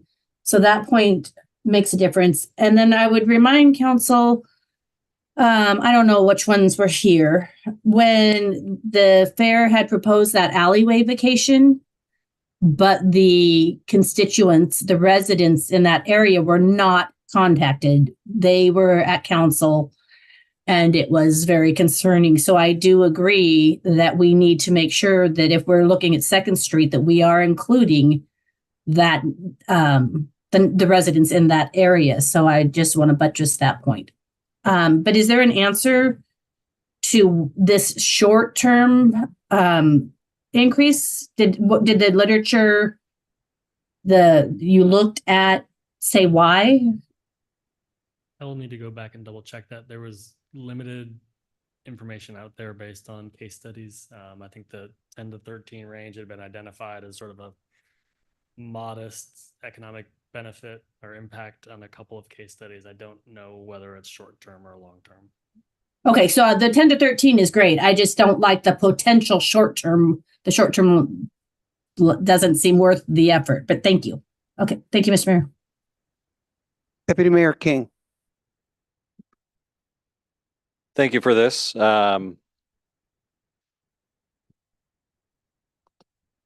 Just trying to figure out where I want to start on this. I guess I'll start with this Second Street Southwest pedestrian study. Why is this even in this?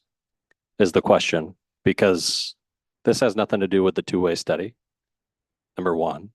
Number two, I think it was meant for Second Street Northeast part of this study. because this pedestrian study going to the fair and the walkability on that backside has nothing to do with this two-way street study. Absolutely zero. So I don't know why we're discussing it or why it was even put into play.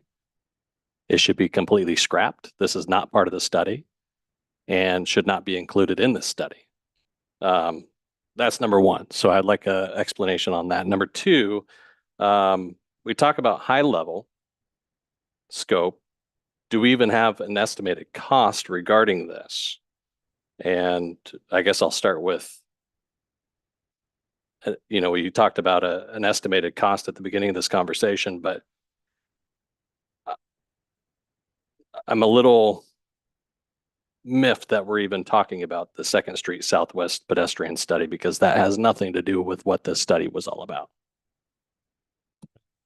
So my understanding, the 2nd Street pedestrian study was included in conversations with staff and is an opportunity to improve pedestrian access as we're thinking about it, improving overall north-south mobility, or changing the mobility and improving access to downtown. One of the things that had been identified as a part of the downtown streetscape project was improving that downtown to fair access. And so it was seen as an opportunity to recognize that a two-way conversion and an improvement of the pedestrian realm along Meridian is a very long-term game. There may be some short-term opportunities to improve access connection between downtown and the fair. So that was the idea. I just feel like we spent more time talking about the 2nd Street pedestrian study than we did the actual study. Can I postulate an explanation? I think there was an error. The 2nd Street, 3rd, that turns into 2nd Street, that would be 3rd Street. That would be the, no, that would be southeast. And then it turns into 2nd Street when it goes over the railroad tracks by Stewart. And then that would be northeast. That is what we're concerned about, because that is the one way that goes that way and Meridian goes that way. So that's the logical two things that have to be examined, is what impacts would it have by turning this back to a two-way, because that one would have to be turned back to a two-way too. So, and tremendous implication there, because right now it is not primarily a commercial road. Meridian obviously is. So what are the implications of that? So I think that's where the confusion may have been, that staff may have heard 2nd and they just got the wrong 2nd, because what we do with 2nd, 3rd, that turns into 2nd over here has a lot to do with turning this back to a two-way, because that's going to have to handle traffic, and we're going to have to know what type of throughput. You say 40% roughly of all the traffic that goes through doesn't want to stay here. They're using it as a highway, just making it through. Well, when we turn it back to a two-way, what level of compensation are we going to get on that road? Yeah. Will it also, on that one, is it 60% of the traffic that goes through? It's just they're not willing to stay or have no need to stay there. So those are the kind of things we need to make a policy decision. And I would caution the members of the council. I know we want to know what stakeholders think, but frankly, I want to know whether this is feasible first. And that should be the priority of the study, is knowing the feasibility, the cost aspect of it. And we can have, obviously, for us to implement it, we're not just going to implement it immediately based on cost. We are going to have outreach with all the key parties that are out there, whether that be the fair or whatever stakeholder group is out there. But by God, I got to know how much this thing's going to cost first. I got to know how feasible it is first. I need that type of data so that I know whether I even want to go on and talk to the stakeholders about it, whether it's in the realm of possibility. That's what I'm looking for on this. I don't know, frankly, given how far we have gone, whether this is going to deliver, frankly, the outcome that I need to make some policy decisions. Because I just heard from somebody there that it costs a couple $100,000 more to actually get down into the actual nitty-gritty cost of how much this is going to cost. If I don't have some ballpark figure, then I don't know what I'm going to be committing to. So I got to know, again, I want to make some policy decisions based off the study. And I don't want to sit up here being obstinate. If this is just not possible based on this study, then I want to know, and it's not your fault. Obviously, it wasn't outlined correctly with our expectations. So with that, I'm just going to let Deputy Mayor, you continue. In response to the second question that you had, Deputy Mayor King, there will be a kind of planning level or order of magnitude cost provided as a part of the end of the traffic assessment high level study. Really will be focused on what are the number of intersections that will be impacted? Are those signal controlled? Are those not signal controlled? What's a typical intersection cost for those? What is the sort of order of magnitude cost for what might be needed at railroad crossings and at other locations, call it between intersections? What is a big number for a sort of rearranging or reconfiguration of those gateway intersections? And you can start to kind of, with those kind of quantified numbers, start to put on soft costs and start to kind of say, okay, here's a range that we might be looking at. So what are next steps for you to come back and give us that wide range? Are we done at this point, or you got plenty more to go? Okay. He's shaking his head. Yes. So I'm like, where are we going? Can I, No, that was kind of the approach of this, was to come with an update, make sure we were on the right direction. And then if we need to adjust, now's the time to do it before we proceed with some. But I would like council consensus if we're scrapping the pedestrian portion of it as far as the Second Street, or Because that was not the intention nor the scope. because we can't make a decision that's- if we don't know what we're going to do Yeah, with 'cause that this was- huge street. Exactly. I mean, I would agree. And so that's the direction we're looking for. Yeah. As far as this. So. Thank you. City Manager Steve Kirkley, please. Sorry. Some clarification and help, just looking at the scope that was presented and approved. If council decides that you do not want to move forward with the Second Street component, that's about $7,700 of the scope that was approved by you all back in March. So we certainly can remove that from the project. And just to clarify, Nathan, maybe if you could, and I think you did, but let's just make sure council has an understanding of this, just so I think clarity is important for next steps. When you look at the traffic assessment on the scope 1.1, and it talks about rough order of magnitude estimate of probable cost, a high level unit cost, price per intersection. Is that what you were just talking about?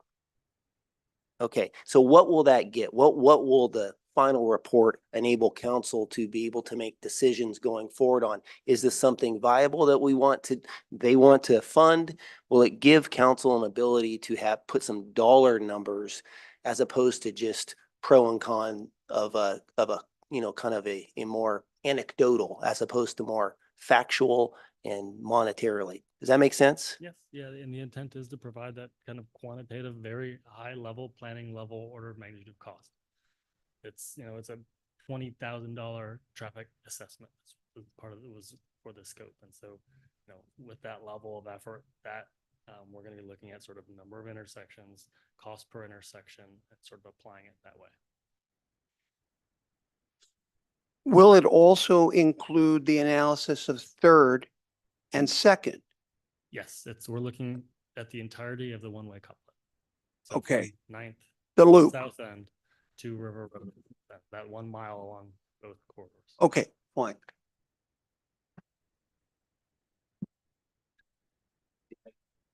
Okay, Councilmember King, fine. Councilmember Gilliam, Deputy Mayor, I apologize. Councilmember Gilliam. Thank you, Mayor Casma.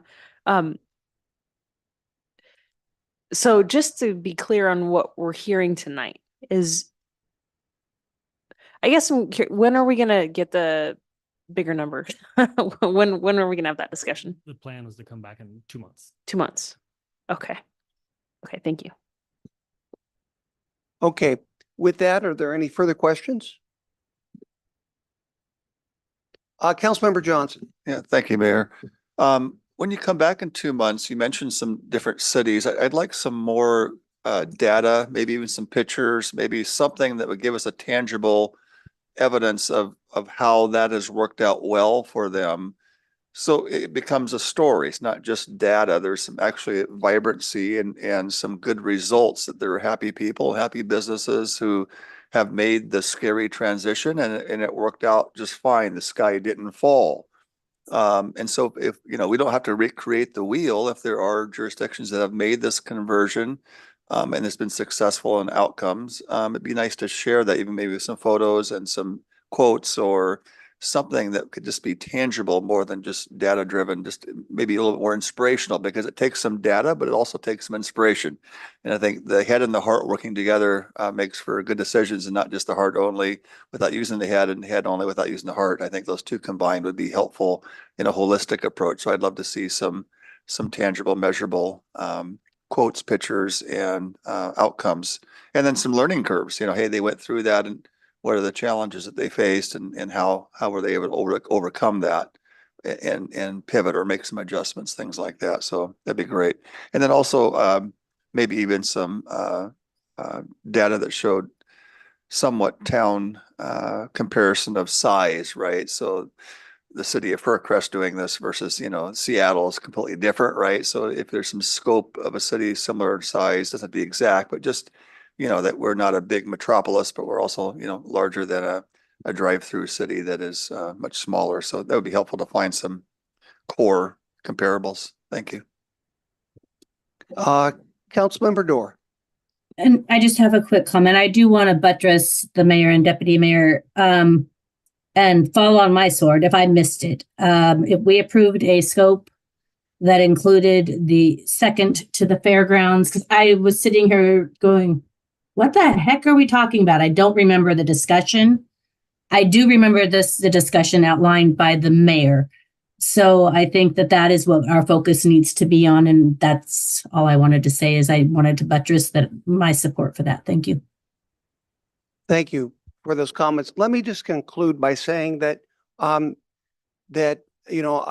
Gilliam kind of verified this last time, that if you go into any kind of professional analysis of how to revitalize a downtown area, returning the one-way streets back to two-way is one of the top 5 items that you see throughout the United States.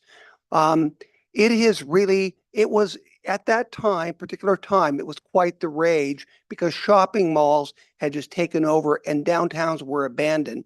In my office, and the public, please make an appointment, come down, or don't even make an appointment, drop into my office because I've got an entire photo image that the council back in the 1960s were so desperate about the downtown area being abandoned. There's one proposal to turn the entire downtown into a shopping mall. And I'm not kidding. I have got that schematic hanging on my wall. The entire downtown would be pedestrian. That's how desperate they were to go ahead and to get more people down here because people had abandoned the downtown. So at that time, they didn't think anything about putting a one-way road through this town, our main street, and the cars would go by as fast as they could. They timed the lights to where people used it as literally a highway to get from one point to the other. But times have changed. People want their downtowns to be vibrant. They realize that it's the commons, it's the glue, it's what connects all the neighborhoods, all the community, frankly, all of Eastern Pierce County. They love to come to downtown Puyallup. It's a great connection point. The world has changed since those days. So this is really, I actually think if we ever go through with this, I think the public will love it. I think that you'll get some people, they'll deviate, they'll go around the path, they'll learn ways how to handle it, but this community will benefit from it. I've had developers tell me they think it's the number one thing. I kid you not. Number one thing we could do to help develop our downtown area is turn our roads back to two-way so that people don't look upon downtown as nothing but a throughput, as 41% of the people do. So anyway, I appreciate all the comments this evening. Thank you, gentlemen. Appreciate your feedback. Thanks. So let's now move on to the city manager's report. City Manager Steve Kirkley, please. Yes, good evening, Mayor. A few items at the your next meeting is a study session. That's next Tuesday. And the two items for that will be the comprehensive plan. Staff will be here doing an update on the housing element of that. And then also a second component of the study session will be on the comprehensive plan and land use map, which are items that typically you would see each year that are either city initiated or applicant initiated for land use map changes. And so that will be the second component of the study session next Tuesday. I wanted to also just mention that there will be a public meeting. I know council, you all are aware of it, but anyone in the public watching this now or later, there'll be a public meeting at the Puyallup Public Library on July 13th at 3 o'clock on the Public Safety Building Project. Staff and city council will be there to go over the next steps in this very important project. Wanted to mention that for the 4th of July, Deputy Chief McDonald is here and just mentioned to me that for the 4th of July, we will have 2 officers in addition to the regular patrols. There will be 2 officers who will be teamed up with 2 Central Pierce fire marshals. So there will be 2 vehicles designated just for firework patrol throughout the city. This will be in addition to the regular patrol. As Doc had mentioned earlier in the meeting, and as the mayor had repeated, that number, the non-emergency number he mentioned is 1-844-821-8911. Also say that South Sound 911 has put out their non-emergency number for Puyallup is 253-287-4455. So if anyone has any non-emergency firework related calls, that would be the number to call. And wishing everyone a happy 4th of July. Thank you. Thank you, City Manager Steve Kirkley. We'll now move on to individual council member reports. Councilmember Adler. Thank you, Mr. Mayor. I will be brief and take an opportunity to wish everyone a happy 4th of July and kindly request that folks adhere to our fireworks guidelines on the 4th and be respectful and cognizant of your neighbors and especially your lawns and roofs and other greenery in our neighborhoods and in our city, given that it is going to be very warm over the next few days. Also on that note, just want to encourage residents to also be thoughtful about the heat and to stay hydrated and also check in on folks that might need to be encouraged in person to take care of themselves and stay hydrated. It's very surprising how quickly you can get dehydrated and overheated. So particularly in our corner of the world or country rather, where not so many folks have air conditioning like myself. Also just wanted to give a quick shout out to Caffeinated, the Cat Cafe that is going to open as they have announced on July 15th, I think it is, and want to give a shout out to Christy for hanging in and choosing Puyallup and coming. Well, she's from Puyallup, so she's always been here, but bringing the Cat Cafe to Puyallup in such a prime location. And I look forward to visiting some kitties. So thanks very much. And again, happy 4th of July. Thank you. Can't wait for that cat coffee. Anyway, Councilmember Johnson. Thank you, Mr. Mayor. I want to focus, Mr. Mayor, you got it right. People, I do believe in the Eastern Pierce County are consider kind of Puyallup as their downtown. I mean, there's a lot of vibrancy. And I really hear a lot of that kind of highlighted not only with the Maker Days, some of the events that we have, but the upcoming concerts in the park. There's people all over the area that come to participate in this concerts in the park event that we carried down here on Thursday nights. So our first one starts on the Thursday following the 4th of July. So it'll be the 11th. And the first group that we're having is a group called Encore. They're a top 40 funk R&B band. And that's be fun. And there's another one coming the following week on the 18th, 6:30. It's a Jimi Hendrix tribute band. So going back to the 70s there. And then of course, the one after that, the 25th. I know that Councilor Berdor and a few others appreciate the Coats. I believe they're an a cappella band locally here, and they always have a good turnout. But on and on and on, starting on July 11th, right here in our downtown core. Bring your lawn chair, bring your blankets, bring your dancing shoes, come down, eat and drink and enjoy. And it's a wonderful community event. It is a vibrant place. And so I want to say thanks to the Parks Department for putting this on and hosting such a great event. I want to thank Andy Anderson tonight as he was sharing during citizens' comments. We take for granted the holidays that come and go. And I love the part when he said, take a moment to just read the Constitution. How many people's lives have been lost to really fight for that freedom, not just in the drawing and the drafting of it, but the defense of that over the centuries.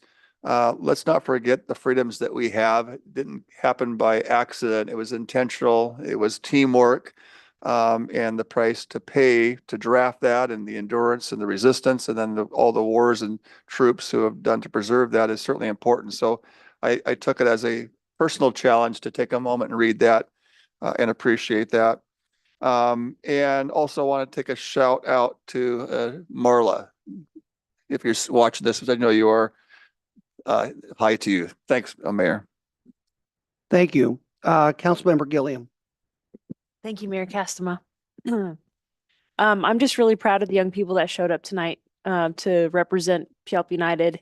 And I really appreciate the fact that July, this is the month that we celebrate unity. We all are citizens of the United States. We all are protected by our government, or should be. And we are here to celebrate unity. And I'm really proud that July is Unity Month. So also, I really want to jump on the bandwagon with Councilmember Johnson down at the end there. Not only do we have concerts in the park on Thursday nights, but we also have the Thursday night market. So while you're dancing and having some fun, go on down to the pavilion and check out our other local artists that may not be of the musical background, but of their craftsmanship and just amazing work that they put together there. So grab something from there, come hang out in the park and have a great time. I believe everybody is aware of the amazing work that the Chamber of Commerce is putting together for Red, White, and Kaboom. That is a 2-day event, July 3rd, tomorrow. Wow, I can't believe it's already here. And of course, July 4th. So we got a car show at the in the Pioneer Park area. And we got some fireworks. So please be prepared if you are sensitive to the booms. Do what you need to do to prepare yourself.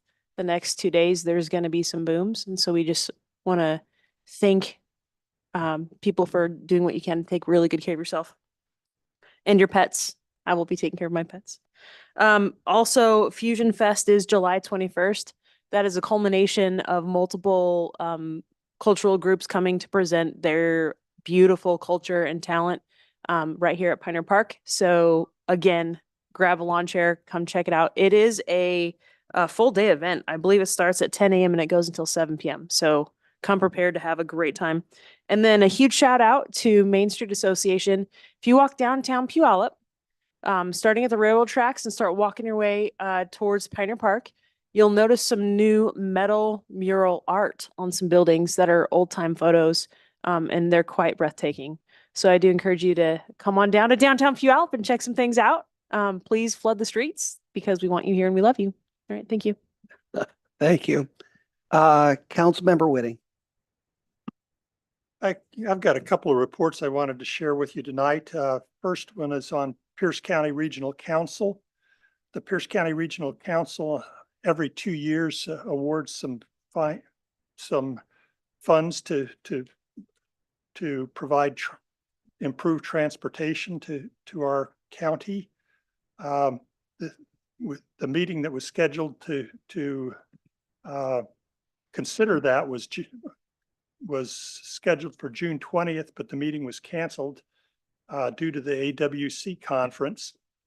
But then the the cancellation was reversed subsequently because they realized that they needed to get the transportation awards recommended so that they could be considered by the Puget Sound Regional Council. The available funding was $29,730,000. That's a biennial amount. There's set asides for preservation, rural, and transit, which left $19,561,000 for roadway and non-motorized projects. The roadway and non-motorized projects have different scoring systems, and despite this, their project scores were all lumped in and evaluated together. But because non-motorized projects score points for trash receptacles, park benches, and bike racks, they tend to score higher than the motorized projects, the roadway projects. As a result, the recommended funding coming out of the Transportation Coordinating Committee included all the non-motorized projects, but only 2 roadway projects. So if people are sitting in congestion, we are putting a lot of money into our non-motorized projects. It's also interesting to note that 2 projects recommended for funding scored 42 and 44 points, despite the fact that there were 4 roadway projects that scored higher, but were not recommended for funding, including our own 9th Street projects. The largest project funded was a pedestrian bridge that will serve a community of 1,000 people and cost $5 million, almost double the next largest project. This one project absorbed about a quarter of the available roadway and non-motorized funding. The good news is that 2 of Puyallup's projects were recommended for funding. One was a $750,000 preservation project to overlay a section of Valley Avenue. That's a continuation of a previous preservation project that we got approved 2 years ago. And the second one was a $2,500,000 non-motorized project to provide pedestrian improvements on Meeker Street across from Meeker Mansion and adjacent to the Cornforth Campbell site. So that was a big win for us. The available funding represented about $32 per capita for the county as a whole. Puyallup's share was double that at $75 per capita, but I would like to note that one city was able to capture over $750 per capita. Again, that's 10 times what we received and 20 times what the county as a whole got. And that included that $5 million pedestrian bridge. Because the meeting was a special meeting, discussion of the recommendations was pretty restricted. And as a result, the PCRC saw fit to rubber stamp the funding recommendation that had come out of the Transportation Coordinating Committee on a vote of 7-6. So a very split vote, but with very limited discussion, the TCC recommendations were approved as they were presented. I'd also like to report on Pierce County Climate Conversation. That's a group of Pierce County elected officials, climate and resilience staff representatives, and other agency representatives that have been meeting for the past year. A meeting was held on June 4th, and there was a variety of updates provided and a robust discussion of climate policy and comprehensive planning opportunities. There is considerable federal funding provided in the federal infrastructure bill to mitigate the effects of climate change, and how to effectively work together to apply for the funding was discussed. The county has contracted for the services of Helen Donahue, a sustainability resource grant writer, and she is available to help individual municipalities throughout the county apply for that sustainability funding. So I think we'd be well behooved to take advantage of what she offers. I'd also like to report on 2 meetings that by the Pierce County Select Committee on Homelessness. On June 12th, we received a comprehensive plan to end homelessness update. This comprehensive plan to end homelessness was adopted in March of 2022, and the Select Committee had an update of that plan. There was also an update by Director Moss of the Stability Site report. There are currently 1,318 units of representing 1,726 beds of shelter in various locations across Pierce County, primarily in the city of Tacoma. The bulk of the shelter beds are non-congregate and are located within the city limits of Tacoma. Due to location and popularity of different types of shelters, some shelters have waiting lists while others regularly have open beds each night. The average utilization rate for shelter beds across the county was 73%. Pierce County's 2024-25 biennial budget appropriated $2,500,000 for COVID-19 American Rescue Plan funds for establishing a low barrier homeless stability site outside of the city of Tacoma. At this time, despite that $2,500,000 of budgeted funds, of review of the county surplus property and alternative micro home village sites found no viable options for a stability site. And there was limited interest among stakeholders in the various jurisdictions in operating a low barrier site. So that $2,500,000 remains available, and are considering looking at smaller sites in the future. They're continuing to try and identify a city partner willing to host a stability site. On June 26th, there was a second meeting, another meeting measuring that had two presentations. One dealt with measuring homelessness provider performance and system outcomes. We touched on this particular issue here tonight with our own hotel site. Emily Burgess of the Washington Department of Commerce gave a presentation, as did Ashley Colburn, who is a Pierce County data analyst supervisor, and there's some new data dashboards coming online. One of them came online yesterday at Pierce County. I think these are going to be valuable resources for us to look at and consider. There was also a presentation on a unified regional approach, which was part of the comprehensive plan to end homelessness. Pierce County has budgeted $1 million for assistance in establishing that unified regional approach. An RFP has now been issued. One of the requirements of that RFP is to reach out to local jurisdictions in the county to get input about the organization of such a regional approach. The county has formed a committee to evaluate proposals. There have been 8 proposals received, and they will be evaluated over the coming month, and we expect to have the selection process completed by the end of July. That is my report. Thank you. Thank you, Councilmember Whitting. Councilmember Dorr.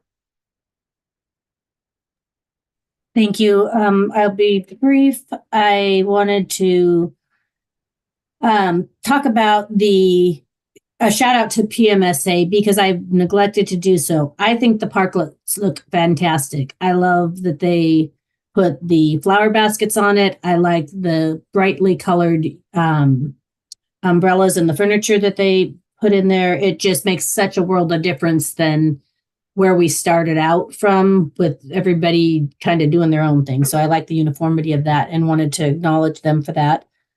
The other thing, we know the one event, because I'm speaking before Deputy Mayor King, that I get to say is that there is the Spirit of 76 Puyallup Valley Community Band concert at Grayland Park on July 4th at 2 p.m. So that is also another opportunity to be engaged.